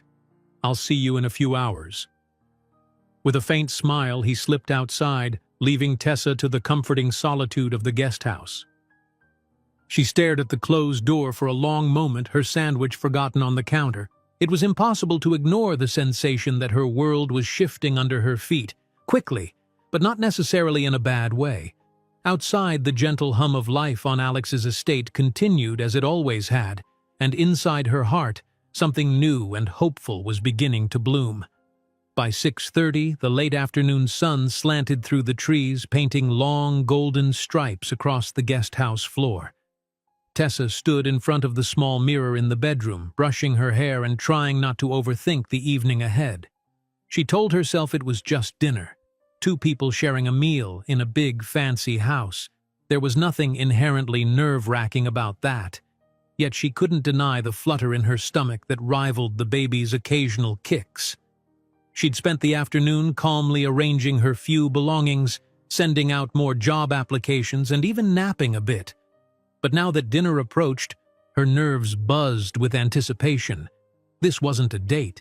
It couldn't be. She barely knew him. And yet, she couldn't remember the last time she'd looked forward to sharing someone's company so much. She caught sight of her reflection. Her second-hand maternity jeans and a loose blouse were the nicest clothes she currently had. Everything else was worn out or better suited for casual errands. She tugged on the blouse's hem, wishing she had something dressier. Then she reminded herself that Alex had specifically said dinner wouldn't be fancy, and he didn't seem like the type to judge her wardrobe. She smoothed a hand over her belly, exhaling slowly. A knock at the front door startled her. Right on time, she thought, a hint of amusement in her smile. Crossing to the living area, she pulled open the door to find Alex standing there, wearing dark jeans and a simple button-down shirt with rolled-up sleeves. He was still undeniably polished, but the casual attire made him look more approachable than ever. "Evening," he said, offering a small smile that reached his eyes. "Ready?" She nodded, stepping out onto the porch. "Yeah, I'm not late, am I?" "Not at all," he reassured her. He gave a quick glance up at the sky. "It's a nice evening for a walk. If you don't mind, we could take the garden path around to the main house." "That sounds perfect," she agreed. They strolled side by side along the stone walkway she'd explored earlier. The day's heat was already fading, replaced by a mild breeze that rustled the leaves overhead. Every so often, Tessa caught the faint scent of something floral, perhaps Margie's well-tended blooms, and it lent a peaceful air to their progress. The conversation meandered easily. Alex asked how her afternoon went, and she mentioned meeting Margie in the greenhouse. He seemed genuinely pleased that Tessa had connected with one of the staff, praising Margie's devotion to the garden. For her part, Tessa found herself asking a bit more about Pierce Innovations. He kept his answers light, focusing on how the company started in his college dorm room with a single prototype, then ballooned into a sprawling tech enterprise. She detected a subtle mix of pride and weariness in his voice whenever he touched on its rapid growth. They rounded a curve and the main house came into view, its large windows reflecting the sunset. Warm light glowed from inside, giving the modern structure a strangely inviting aura. Tessa inhaled sharply. No matter how many times she saw it, the scale amazed her. The front door was already open, letting in a waft of cooler indoor air. Alex led her through a spacious foyer with high ceilings, then turned right into a kitchen that looked like it belonged in a high-end cooking show. Stainless steel appliances, marble countertops, and an island big enough to seat half a dozen people. Tessa tried not to let her awe show too plainly on her face. "Make yourself comfortable," Alex said, gesturing toward a pair of stools by the island. "I've done most of the prep, so I just need to finish up some pasta sauce." "I hope that's okay. Pasta seemed like a safe bet." "That sounds great," she replied, easing onto one of the stools. The baby gave a little nudge, as if approving. "Can I help with anything? I'm a decent vegetable chopper." He shook his head. "Nah, I've got it under control, but feel free to keep me company." He rolled up his sleeves a bit higher, revealing toned forearms that Tessa tried not to stare at. "There's water, juice, and soda in the fridge if you're thirsty." She retrieved a bottle of water, twisting the cap open while Alex stirred a pot on the sleek induction cooktop. The smell of tomatoes, garlic, and herbs filled the space, making her stomach rumble. She realized she hadn't eaten much since lunch. "Have you always liked cooking?" she asked, trying to quell her flutters. He laughed softly. "Not exactly. I learned out of necessity back when I was pouring all my money into the business and couldn't afford takeout. Once I hired personal chefs for big events, I got used to others cooking. But sometimes, especially when I need to de-stress, I like to do it myself. It reminds me of simpler times." "I can see how that would be a nice break," she said, picturing him in a cramped dorm or tiny apartment laboring over a stove in between coding sessions or investor pitches. It was an oddly humanizing image. He tested the sauce, spooned in a pinch more salt, and turned down the heat to let it simmer. Then he busied himself dropping fresh pasta into a pot of boiling water. Tessa watched him with a mixture of admiration and curiosity. She'd seldom encountered men who were comfortable in the kitchen, let alone in such a calm, self-assured way. Soon he drained the pasta, tossed it with the sauce, and arranged it all in a large serving bowl. "Let's eat in the dining nook," he suggested, lifting the bowl with ease. Tessa followed him to a cozy corner of the kitchen lined with windows, where a smaller table awaited. The glassy surface was already set with plates, utensils, and cloth napkins in a neat fold.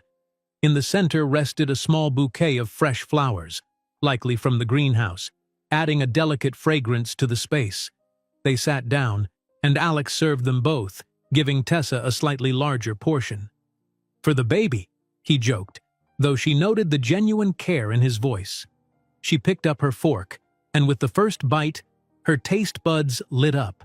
The sauce was rich and savory, infused with herbs she recognized from the greenhouse's selection. "Wow," she mumbled around a mouthful. "This is really good. I'm impressed." He offered a modest shrug. "It's mostly the quality of the ingredients. Margie's produce is something else." They fell into a comfortable rhythm, eating, occasionally exchanging stories. Tessa found herself talking about her hometown for the first time in ages, recalling the small library where she used to spend afternoons reading as a kid, and the old diner that served the best milkshakes. Alex listened intently, asking follow-up questions that made her smile. She learned bits of his upbringing in return, how he'd grown up mostly in foster care before a well-timed scholarship had changed his life's trajectory. He glossed over some details, but the mere mention of foster care explained the determined edge she sometimes sensed in him. At one point, she paused, swirling pasta on her plate. "I'm sorry," she said, meeting his gaze. "I didn't realize you grew up in the system. That must have been tough." He gave a faint nod. "It had its challenges, but it motivated me, made me hungry to create my own path, to build something no one could take away." Her eyes flickered with understanding. "That's admirable, and you did it. You built this." He waved a hand, glancing around the expanse of marble and glass. "All the material stuff is nice, I guess, but sometimes I think about how different it might have been if I'd had a stable family. There are days I look at this house and it feels empty, you know?" Tessa swallowed a wave of empathy. She understood emptiness in her own way, though her life was less gilded. "Yeah," she managed softly. "I get that." They lapsed into a thoughtful silence, letting the evening light deepen into a gentle dusk. Finally, Alex cleared his throat. "Would you like something else? Dessert? I picked up some ice cream." She brightened. "Ice cream sounds great, actually. The baby approves," she added, patting her belly. "But only if you let me help clean up." "Deal," he said with a small laugh, standing to collect plates. "I'll fetch the ice cream. You can load the dishwasher if you want." And so they slipped into an easy domesticity that felt shockingly natural for two near strangers. She stacked plates and cutlery into the high-tech dishwasher, while Alex rummaged in the freezer. He emerged with a pint of vanilla bean and a small container of chocolate sauce. Tessa's mouth watered at the sight. They sat back at the table, each with a scoop of ice cream. Tessa drizzled some sauce over hers. "I can't remember the last time I had dessert like this," she admitted. "Thank you. Thank you for trusting me enough to share a meal," Alex replied, his voice quiet. "I know we haven't known each other long." She considered how to phrase her next thought. "The thing is, you've made me feel safer than I have in a long time, and that's not something I take lightly." Her eyes held sincerity, tempered by the lingering shadows of her struggles. He reached for his spoon, swirling the ice cream into a small melt at the bottom of his bowl. "I'm glad," he said softly. "You deserve to feel safe, and I'm really glad to have someone here for a change. The house can be lonely." Emotion flickered through her. He looked so earnest. If it weren't for the ache of the past and the looming uncertainties of the future, Tessa might have let that moment sweep her into something more intimate. Instead, she smiled and took another bite of ice cream, letting the sweetness coat her tongue. They chatted lightly about the day's small events, her walk through the garden, his meeting that was cut short, and an upcoming product launch at Pierce Innovations. Alex apologized for letting business topics creep in, but Tessa reassured him she liked hearing about it. She confessed she didn't fully understand the tech world, but it was fascinating to see how passionate he was when describing new innovations. Time slipped by, the sky outside turning from orange to pink to a gentle indigo. Eventually, Alex rose to clear the dessert bowls. Tessa joined him, ignoring his half-hearted protests. Washing dishes side by side, they joked about the battle for sponge possession, laughter bouncing off the polished cabinets. When the last dish was set on the drying rack, Tessa realized how comfortable she felt, sore feet and all, pregnancy fatigue aside. She hadn't expected a sense of belonging in a place so foreign, but the quiet, practical gestures of cooking, eating, and cleaning together had formed a bridge between their vastly different worlds. "Thank you for dinner," she repeated, leaning against the counter. "You really didn't have to go to all that trouble." He just shook his head, leaning on the opposite side of the counter. "I wanted to," he said, voice low. I'm glad you're here." Silence hummed, deepening the space between them. Outside, crickets began their nightly chorus. Tessa looked down at her hands. The flutter in her chest returned, part gratitude and part something else she wasn't ready to name. Eventually, she cleared her throat. "I should probably get back to the guest house soon. It's getting late, and you've probably had a long day." He glanced at the digital clock on the microwave. "Yeah, you're right. Do you want me to walk you back, or—" She tried to imagine navigating the garden path at night. The walkway lamps were lovely, but she wasn't quite sure of every twist and turn. "If you don't mind," she said softly, "I'd appreciate it." He nodded. "Of course. Let me just grab a flashlight in case the path lights dim." They exited through the kitchen door, stepping onto a small patio that led out to the main garden path. The sky had settled into a dark, star-pierced canopy, the estate's lamps casting pools of warm light onto the lawns. Alex walked beside Tessa, holding the flashlight low, more as a reassurance than a necessity. Fireflies flickered amid the bushes, their tiny sparks a whimsical counterpoint to the refined landscaping. She felt a contented calm.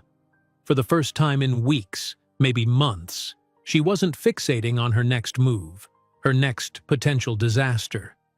She was simply present, absorbing the beauty of a starlit garden and the company of someone who understood her need for quiet support.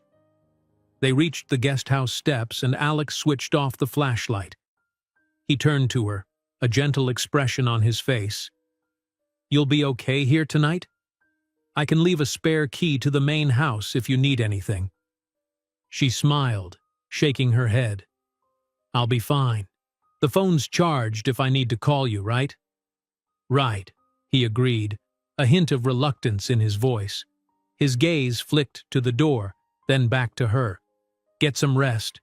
Tomorrow, if you feel up to it, I can show you around the property more. There's a lake area on the far side you might like. It's quiet, nice for thinking." Her eyes lit up.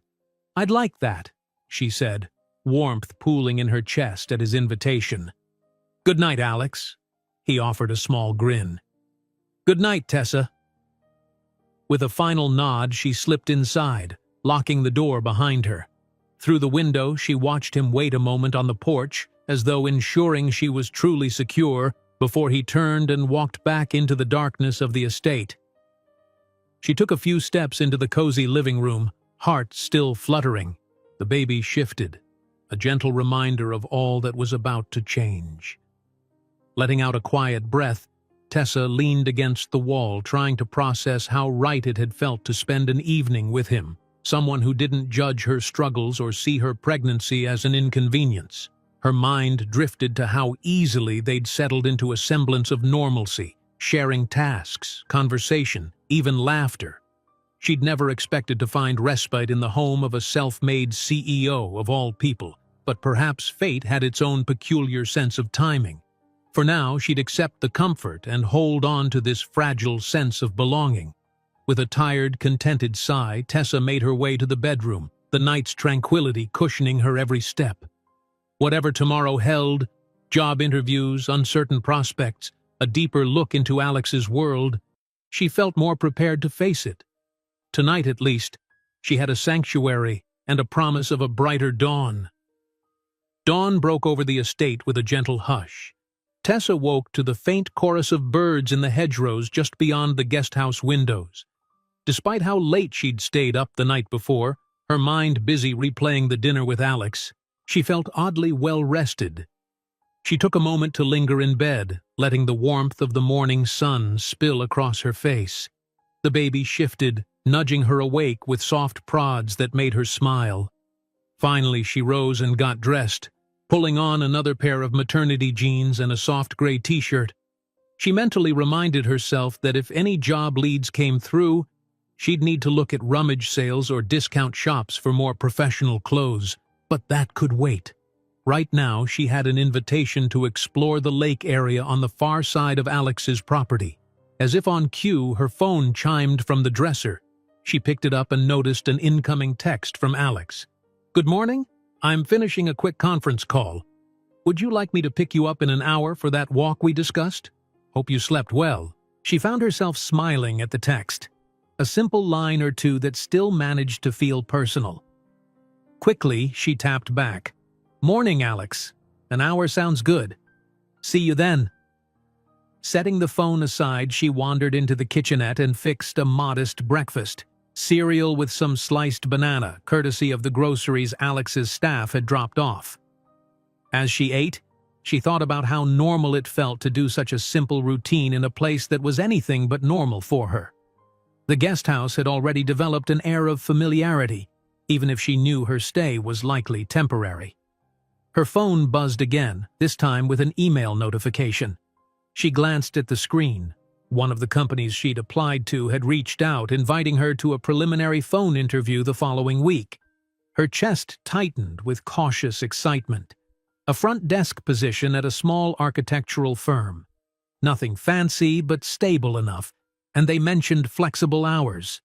She quickly composed a polite reply agreeing to the suggested interview time and thanking them for the opportunity. A swirl of relief and nerves churned inside her. Maybe, just maybe, there was a real chance to get back on her feet. She finished breakfast, tidied up, and pulled her hair into a simple ponytail. The baby responded to her movement with a gentle squirm, as if to say, "I'm here too." Tessa placed a hand on her belly, murmuring to the child about the phone interview. It felt silly talking to someone who wasn't born yet, but it also made her feel less alone. Before long, she heard footsteps approaching outside. She opened the door to find Alex wearing relaxed chinos and a lightweight jacket. A baseball cap rested in one hand, and he extended a cordial smile. "Morning," he said. "Ready for that walk?" She nodded, stepping out into the crisp air. Sunlight dappled the cobblestone path around them. "I am. Thanks for this. Feels nice to have somewhere peaceful to go."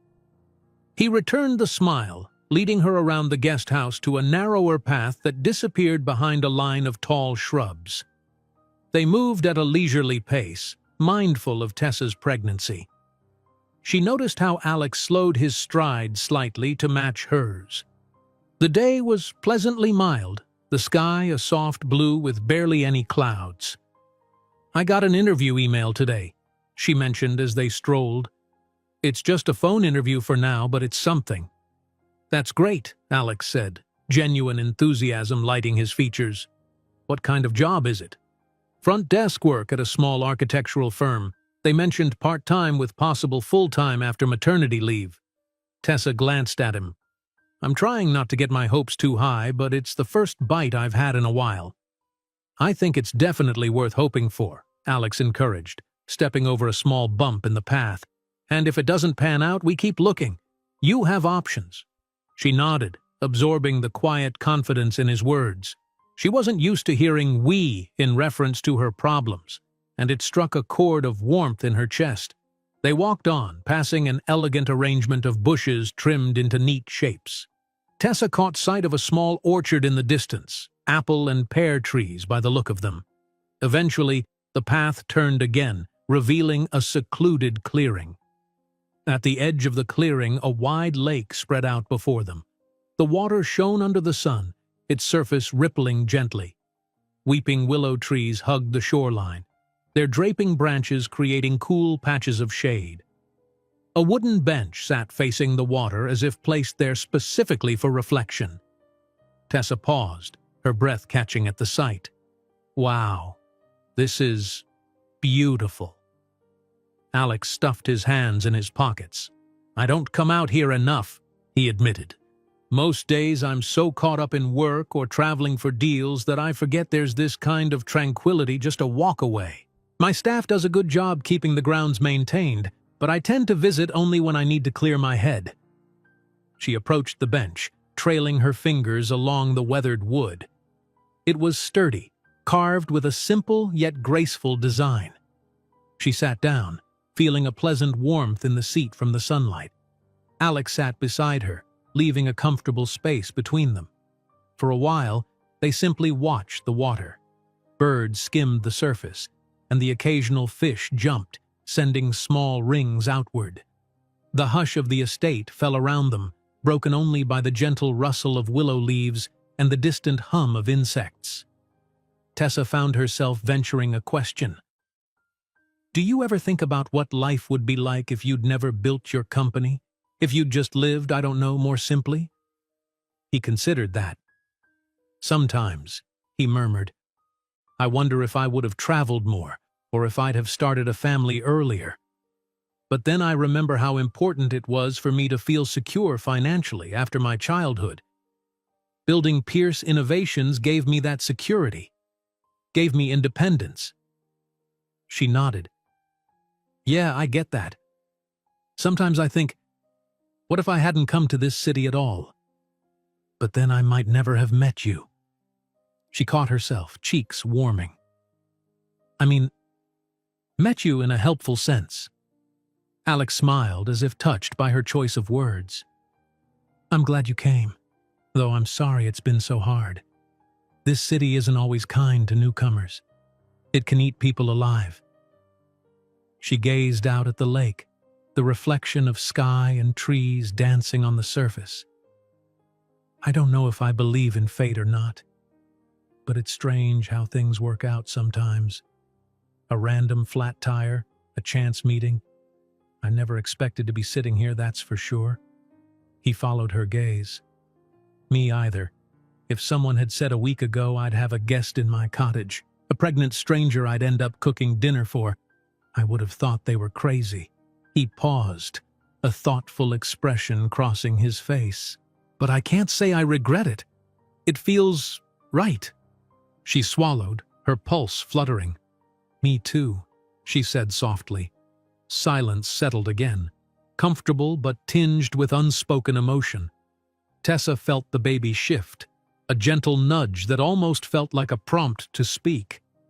I hope this doesn't sound weird, she began carefully, but I feel safer around you than I have in a long time. It's like you get it, what it means to need a fresh start. His eyes flickered with empathy.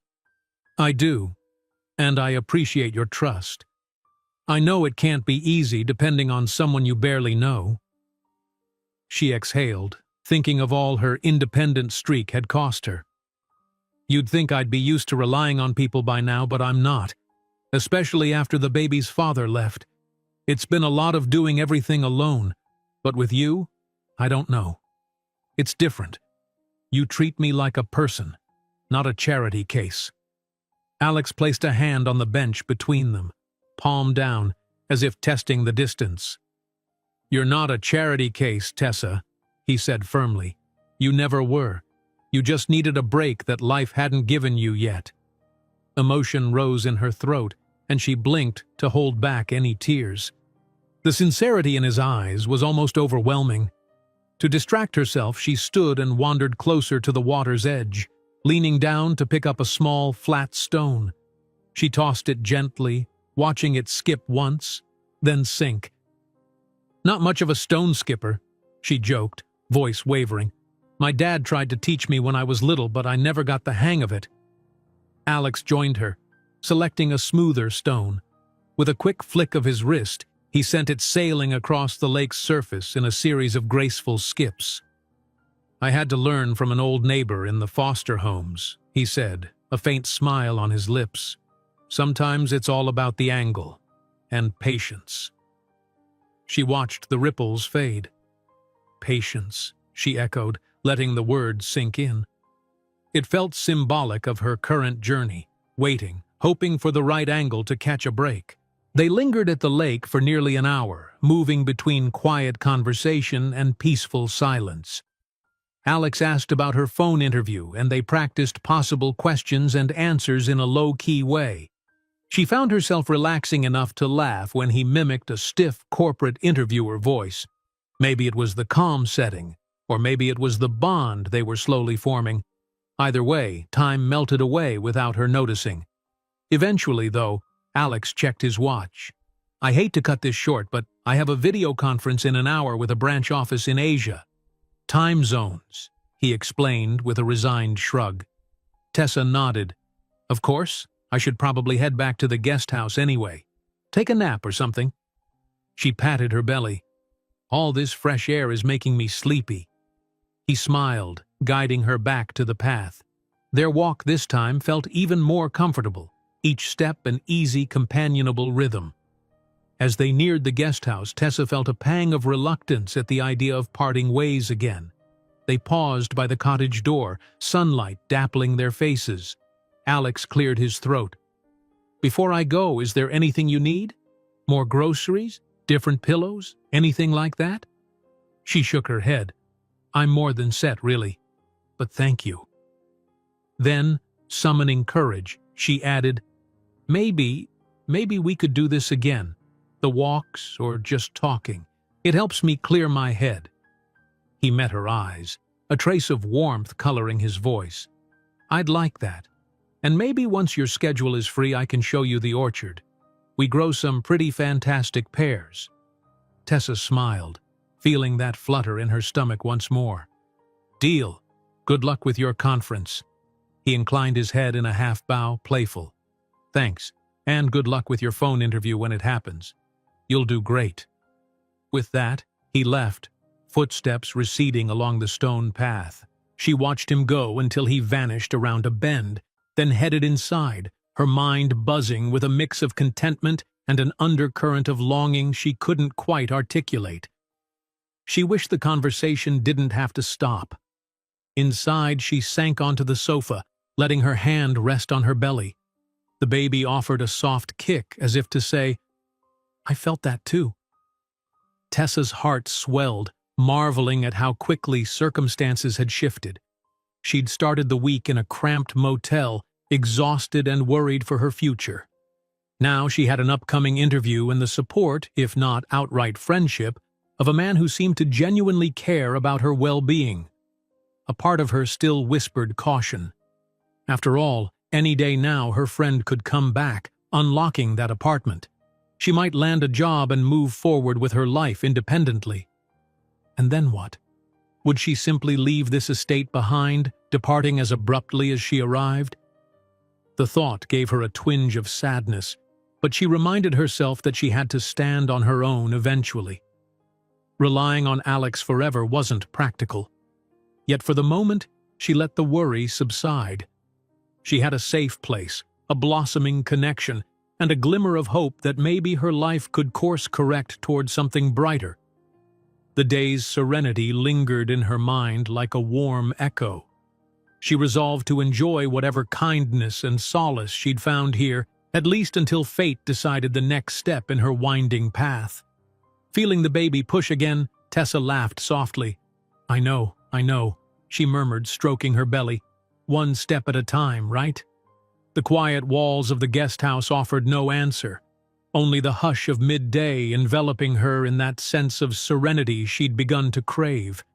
And so, Tessa closed her eyes, letting the memory of the sunlit lake and Alex's gentle smile lull her into a soft doze, the promise of tomorrow left hanging in the gentle sway of the willow trees. It was late afternoon when Tessa's phone buzzed with an unexpected call. She'd been napping on the sofa, one hand splayed protectively over her belly, the other dangling over the edge of a cushion. The vibration startled her awake, and she fumbled for the phone, heart thumping. She didn't recognize the number, but something nudged her to answer. "Hello?" she murmured, still groggy. "Hi, is this Tessa?" The hesitant female voice on the other end sounded vaguely familiar. Tessa sat up, rubbing the sleep from her eyes. Yes, speaking. Oh, thank God, it's Serena, your friend's landlord. The voice exhaled in relief. I know this is out of the blue, but she gave me your number in case there were any emergencies with the apartment. She said you'd be staying there, but I realized you're not on the lease, so I just wanted to make sure everything is okay. Tessa's mind whirled. She'd heard the name Serena from her friend once or twice, something about a strict but fair landlord who didn't like surprises. Hi, she said, trying to sound more awake. Actually, I haven't been able to get into the apartment. My friend left town and forgot to leave a key. The landlord gave a soft groan. Ah, I had no idea. I just swung by to do some repairs in the hallway, and your friend's place is locked up tight. Look, if she gave permission, I can meet you there sometime this week with a spare key. I just need to confirm a few details. Relief sprang up in Tessa's chest. Access to the apartment meant retrieving her charger, though she had a spare now, a change of clothes, and maybe at least a stable living arrangement, one that didn't rely on Alex's kindness forever. Yet a new knot of anxiety formed at the thought of leaving the estate. She wasn't prepared to give up this safe haven so soon. That would be great, she managed, but my friend's out of town another week, so I'm not sure what her exact rules are. She told me I could stay there in the meantime, but you might want to text or email her to confirm. I will, Serena replied. Let me do that, and if it's all good, I'll coordinate with you directly. Since the rent's already covered by your friend, you wouldn't owe anything extra for just a few weeks. Sound okay? Tessa swallowed. Yes, that's fine. Thank you. They exchanged quick contact information, then ended the call. Tessa sank back against the sofa, heart pounding from the sudden conversation. The option to move into the apartment flickered into view, bringing with it a swirl of contradictions. She hated imposing on Alex, but part of her wasn't ready to go. She glanced around the guest house, remembering the peaceful morning with him by the lake. Yet she also knew she had to stand on her own 2 feet eventually, especially with a baby on the way. Before she could dwell too deeply on that, her phone vibrated again.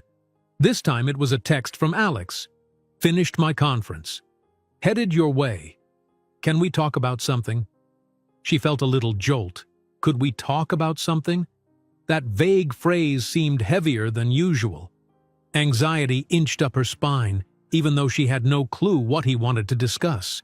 Maybe he'd discovered she might not stay long, or maybe he had other pressing news about her situation. She inhaled to steady herself and typed back a quick reply. Sure, I'll be here. Within minutes, she heard footsteps outside. Pulling open the door, she found Alex on the porch wearing the same casual attire as earlier, though his expression was more serious.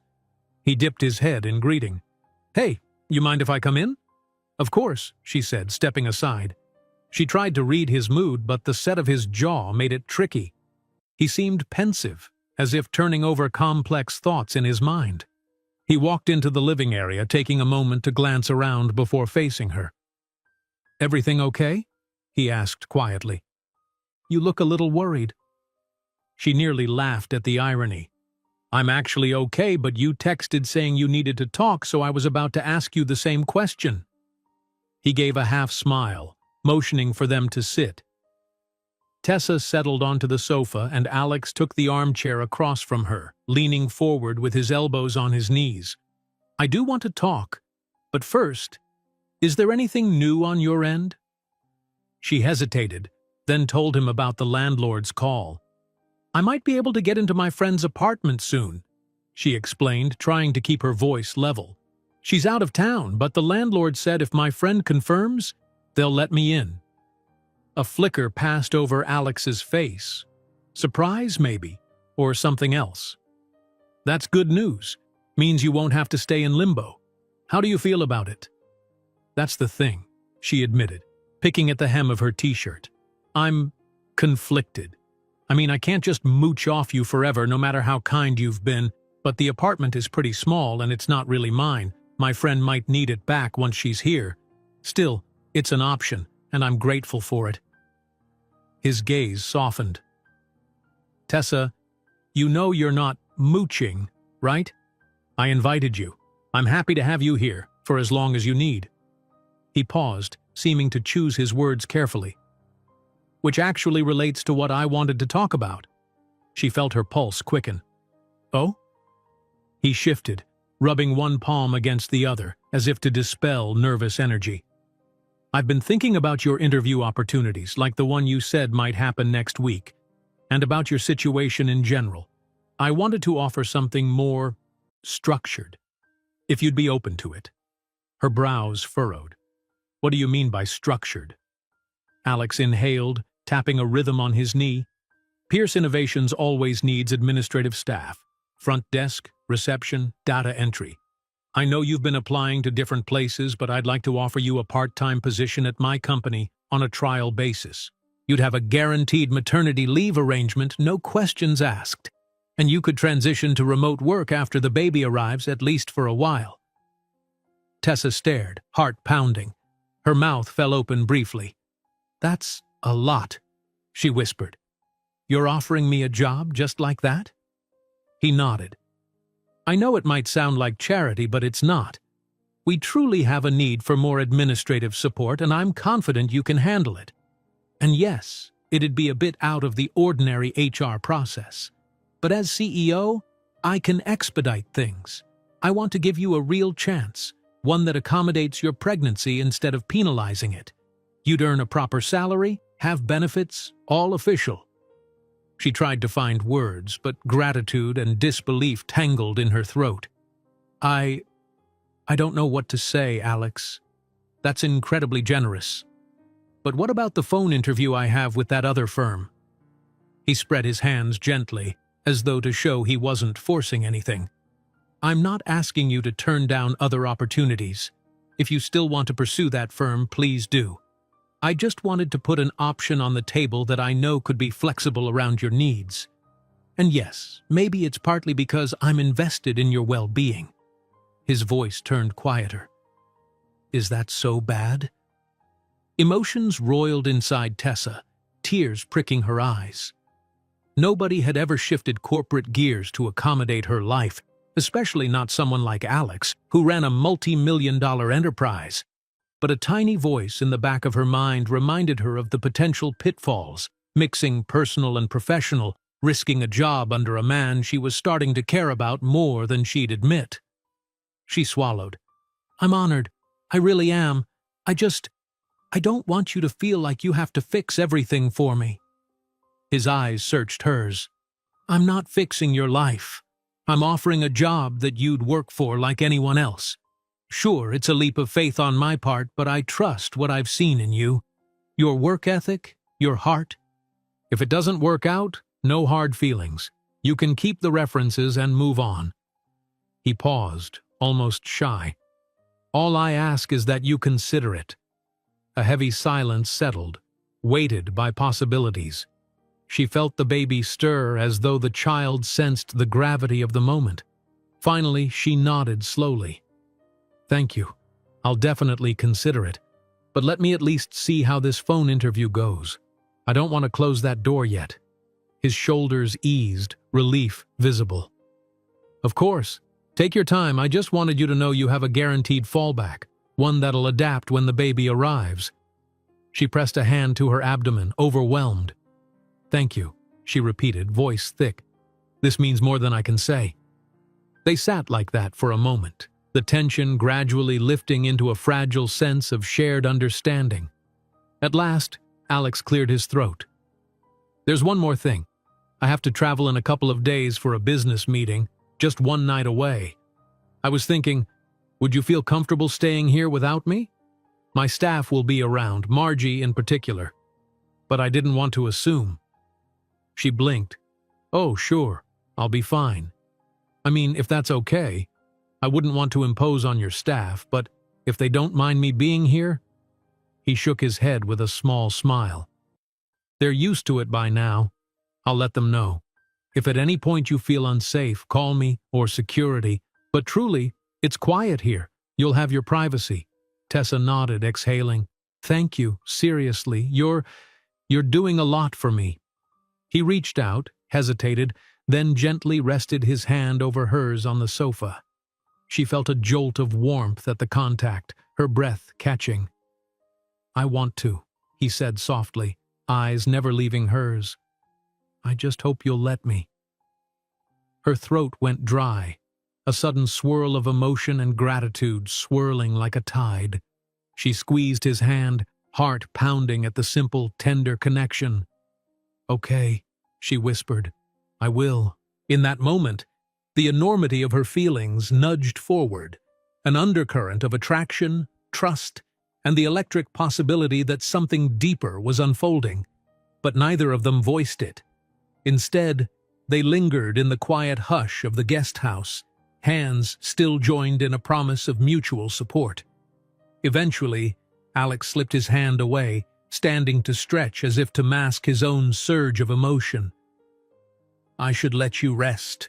Been a lot of heavy talk," he joked lightly, though his voice was a bit husky. "And I need to finalize some details for that trip." Tessa rose with him, her knees feeling a bit shaky. "I might go walk off my nerves in the garden, or maybe check on Margie at the greenhouse. She said I could help with some herbs if I wanted." He nodded, pleased by the idea. "That sounds perfect. Enjoy. And Tessa—" He paused, forcing her to meet his gaze. "You do belong here. Even if just for a while, don't doubt that." Her heart squeezed at the genuine warmth in his words.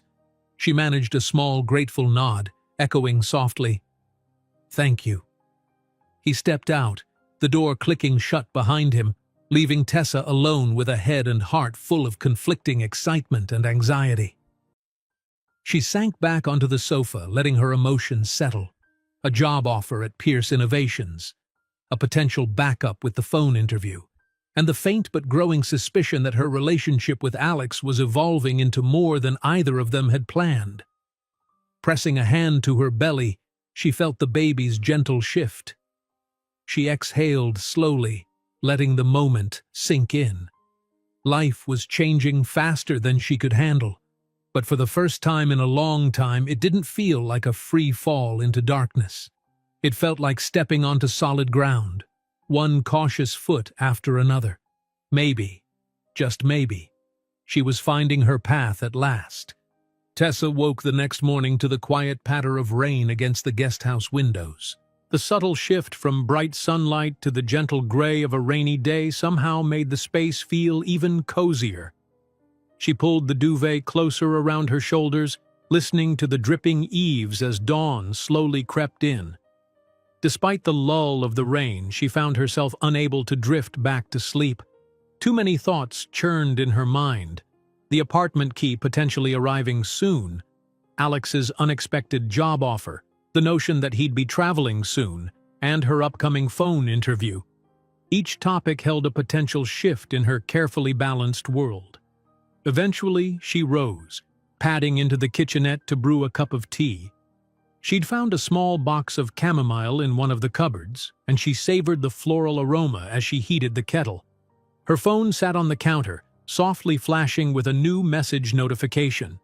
Sleep still tugged at her, but curiosity won out, so she unlocked the screen to read, "Hey Tessa, just confirming tomorrow for the phone interview at 2 p.m. Let us know if there's any change. Looking forward to chatting." A spark of excitement shot through her. Tomorrow. She had less than a day to compose herself, finalize her thoughts, and gather any references. Beyond Alex, that was. She texted back a polite thank you, letting them know she was ready and had no scheduling conflicts. Then she sipped her tea, allowing the calm of the guest house to steady her nerves. Not long after, a gentle rap sounded at the door. She set down her mug, smoothing her hair and wondering who it might be.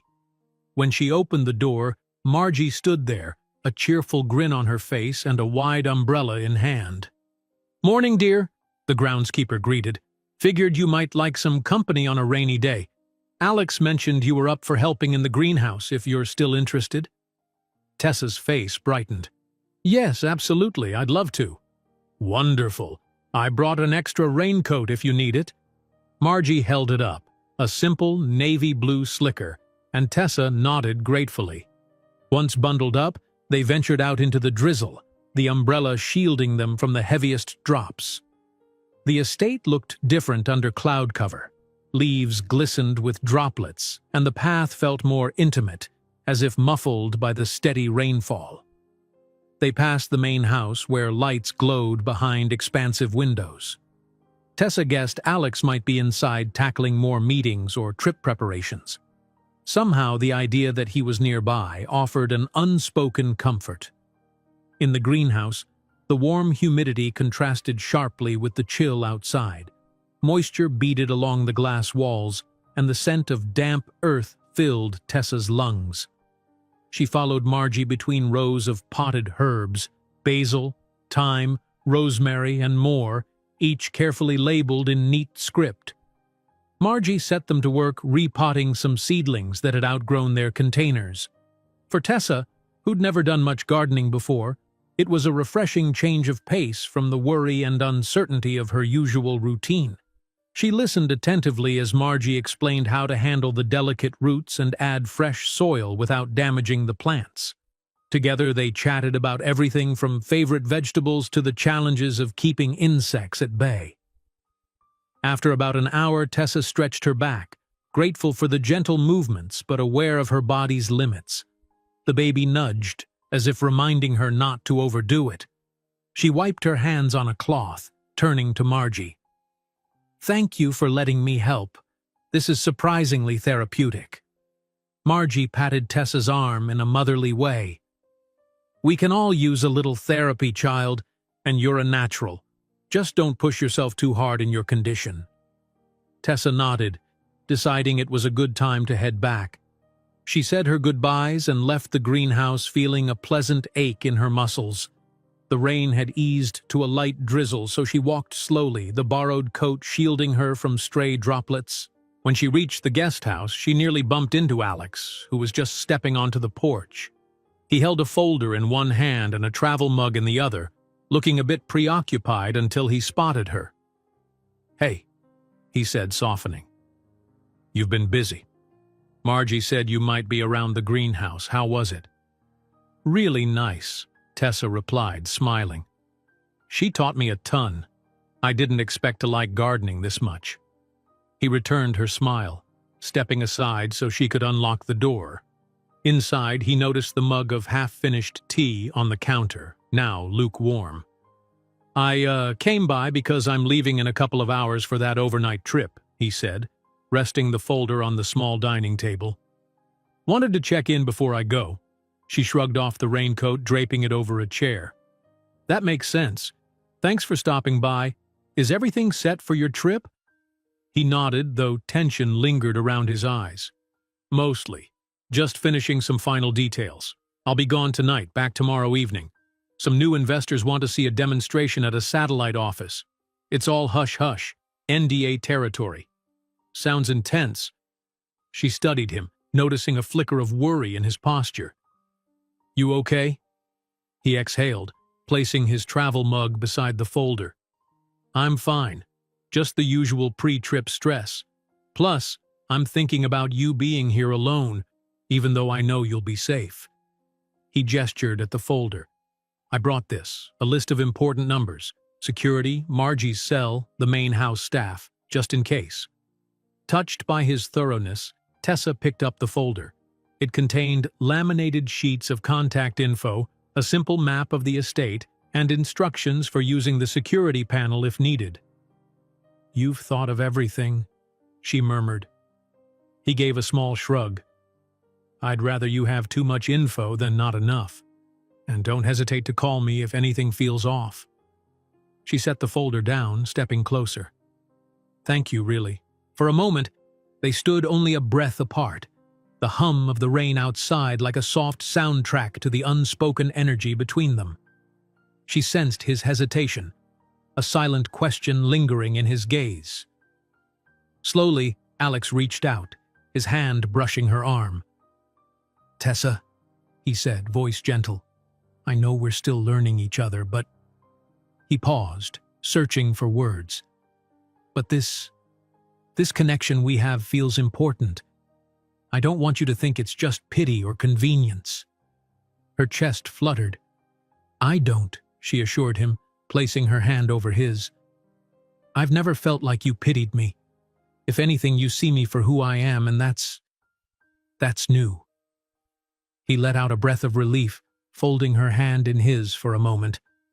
"I'm glad. I keep wondering if I'm overstepping, but the truth is, your presence has become something I look forward to, especially in this big, lonely place." Emotion swelled in Tessa's throat. She tried to form a response, but the words knotted. Instead, she gave his hand a gentle squeeze, hoping he'd feel the quiet gratitude and reciprocal longing. Then, collecting himself, Alex cleared his throat and stepped back, hand slipping away from hers. "All right, I have to head to the main house soon. Grab my overnight bag. You'll be good?" She nodded, throat tight. "I'll be fine. I have the phone interview tomorrow, so that'll keep me busy." "Right, the interview. Good luck with that." He managed a grin, the tension in the room easing. "You'll do great." He lingered a second longer, as if weighing whether to say more, then inclined his head. "I'll see you tomorrow night. All goes well. Text me if you need anything." With that, he slipped back out into the light drizzle, leaving Tessa's heart racing.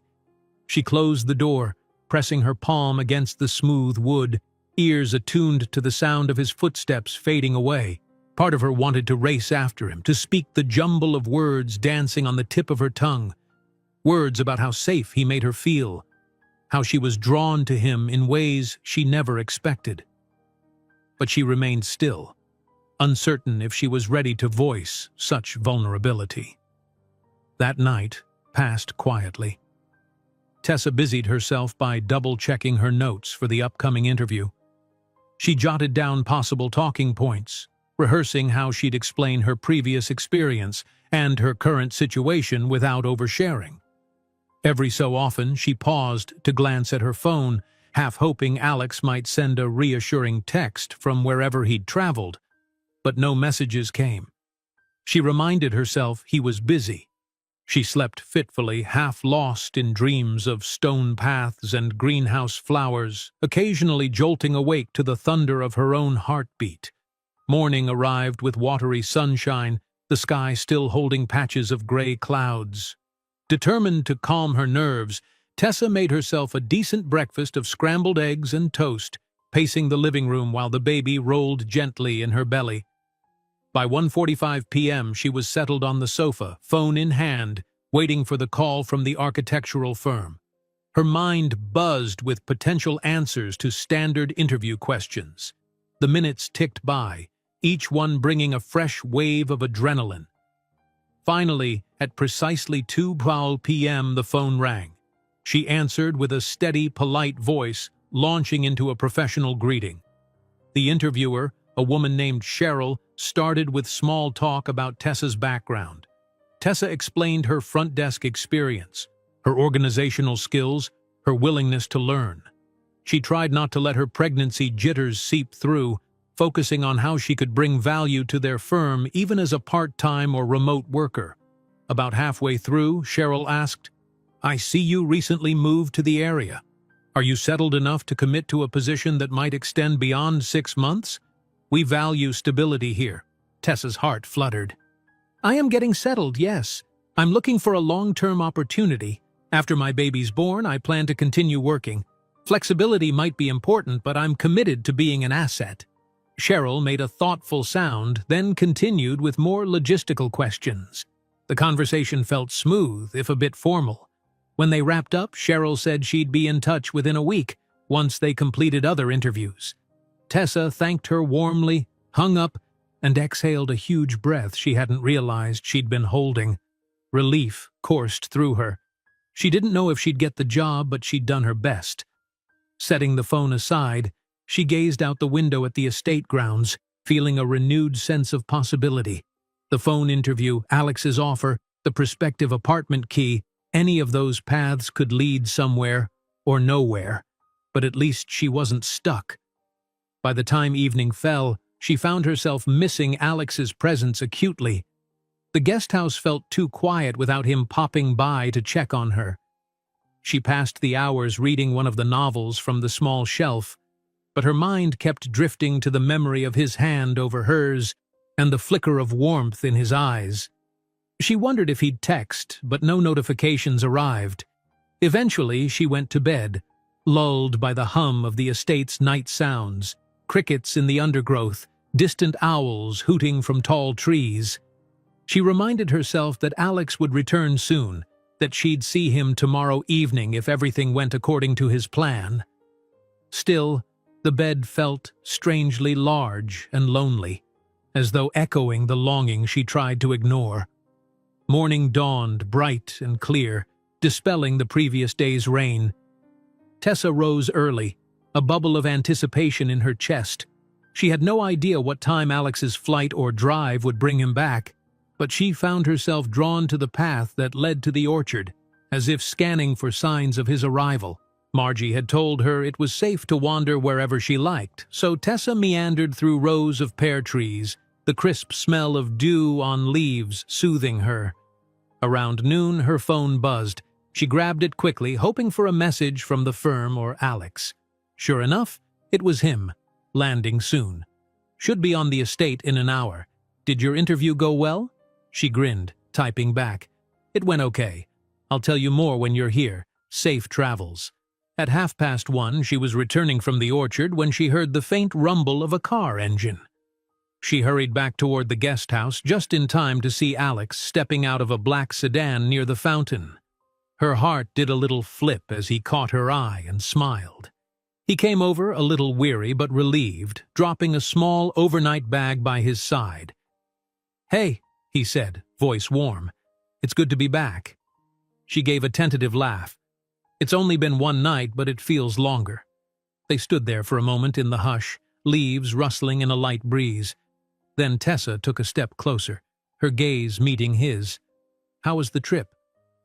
"Productive, but exhausting. Investors were finicky, but I think we reached a deal." He studied her face. "And your interview?" A grin tugged at her lips. "It went pretty well, I think. They'll let me know next week." Alex exhaled, as if he'd been holding his breath for her. "That's great.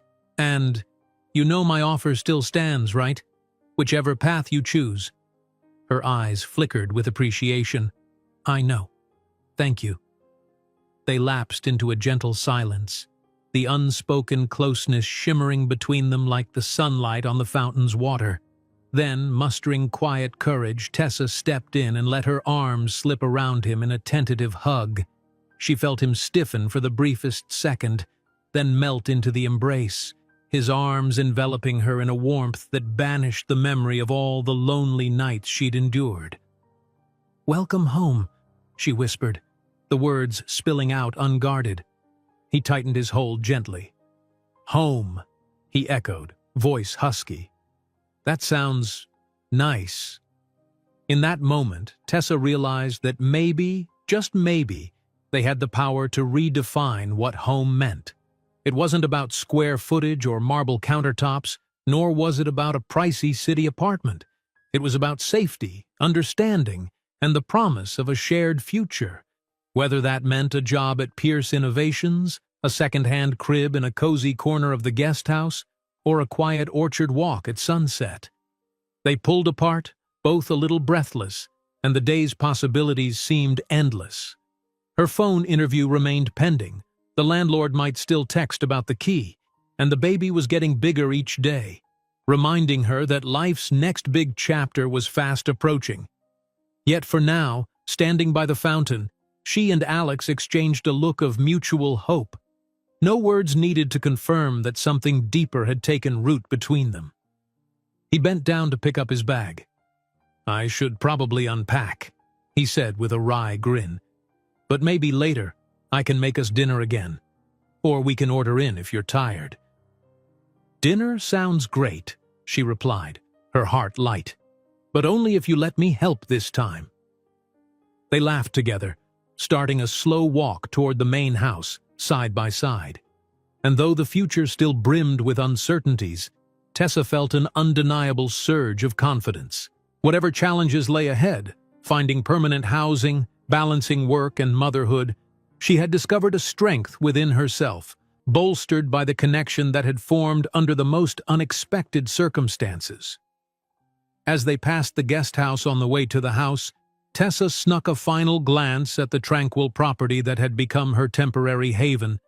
She silently thanked fate for a broken tire, a cold night in a parking lot, and one compassionate stranger who had shown her that sometimes the simplest acts of kindness can lead to a bond money can't buy. And as they disappeared into the warmth of the estate, hand in hand, the gentle hush of the afternoon bore witness to the start of something new, a shared hope unfolding, one steady step at a time. If you enjoyed this story, don't miss the next one. Just click on the screen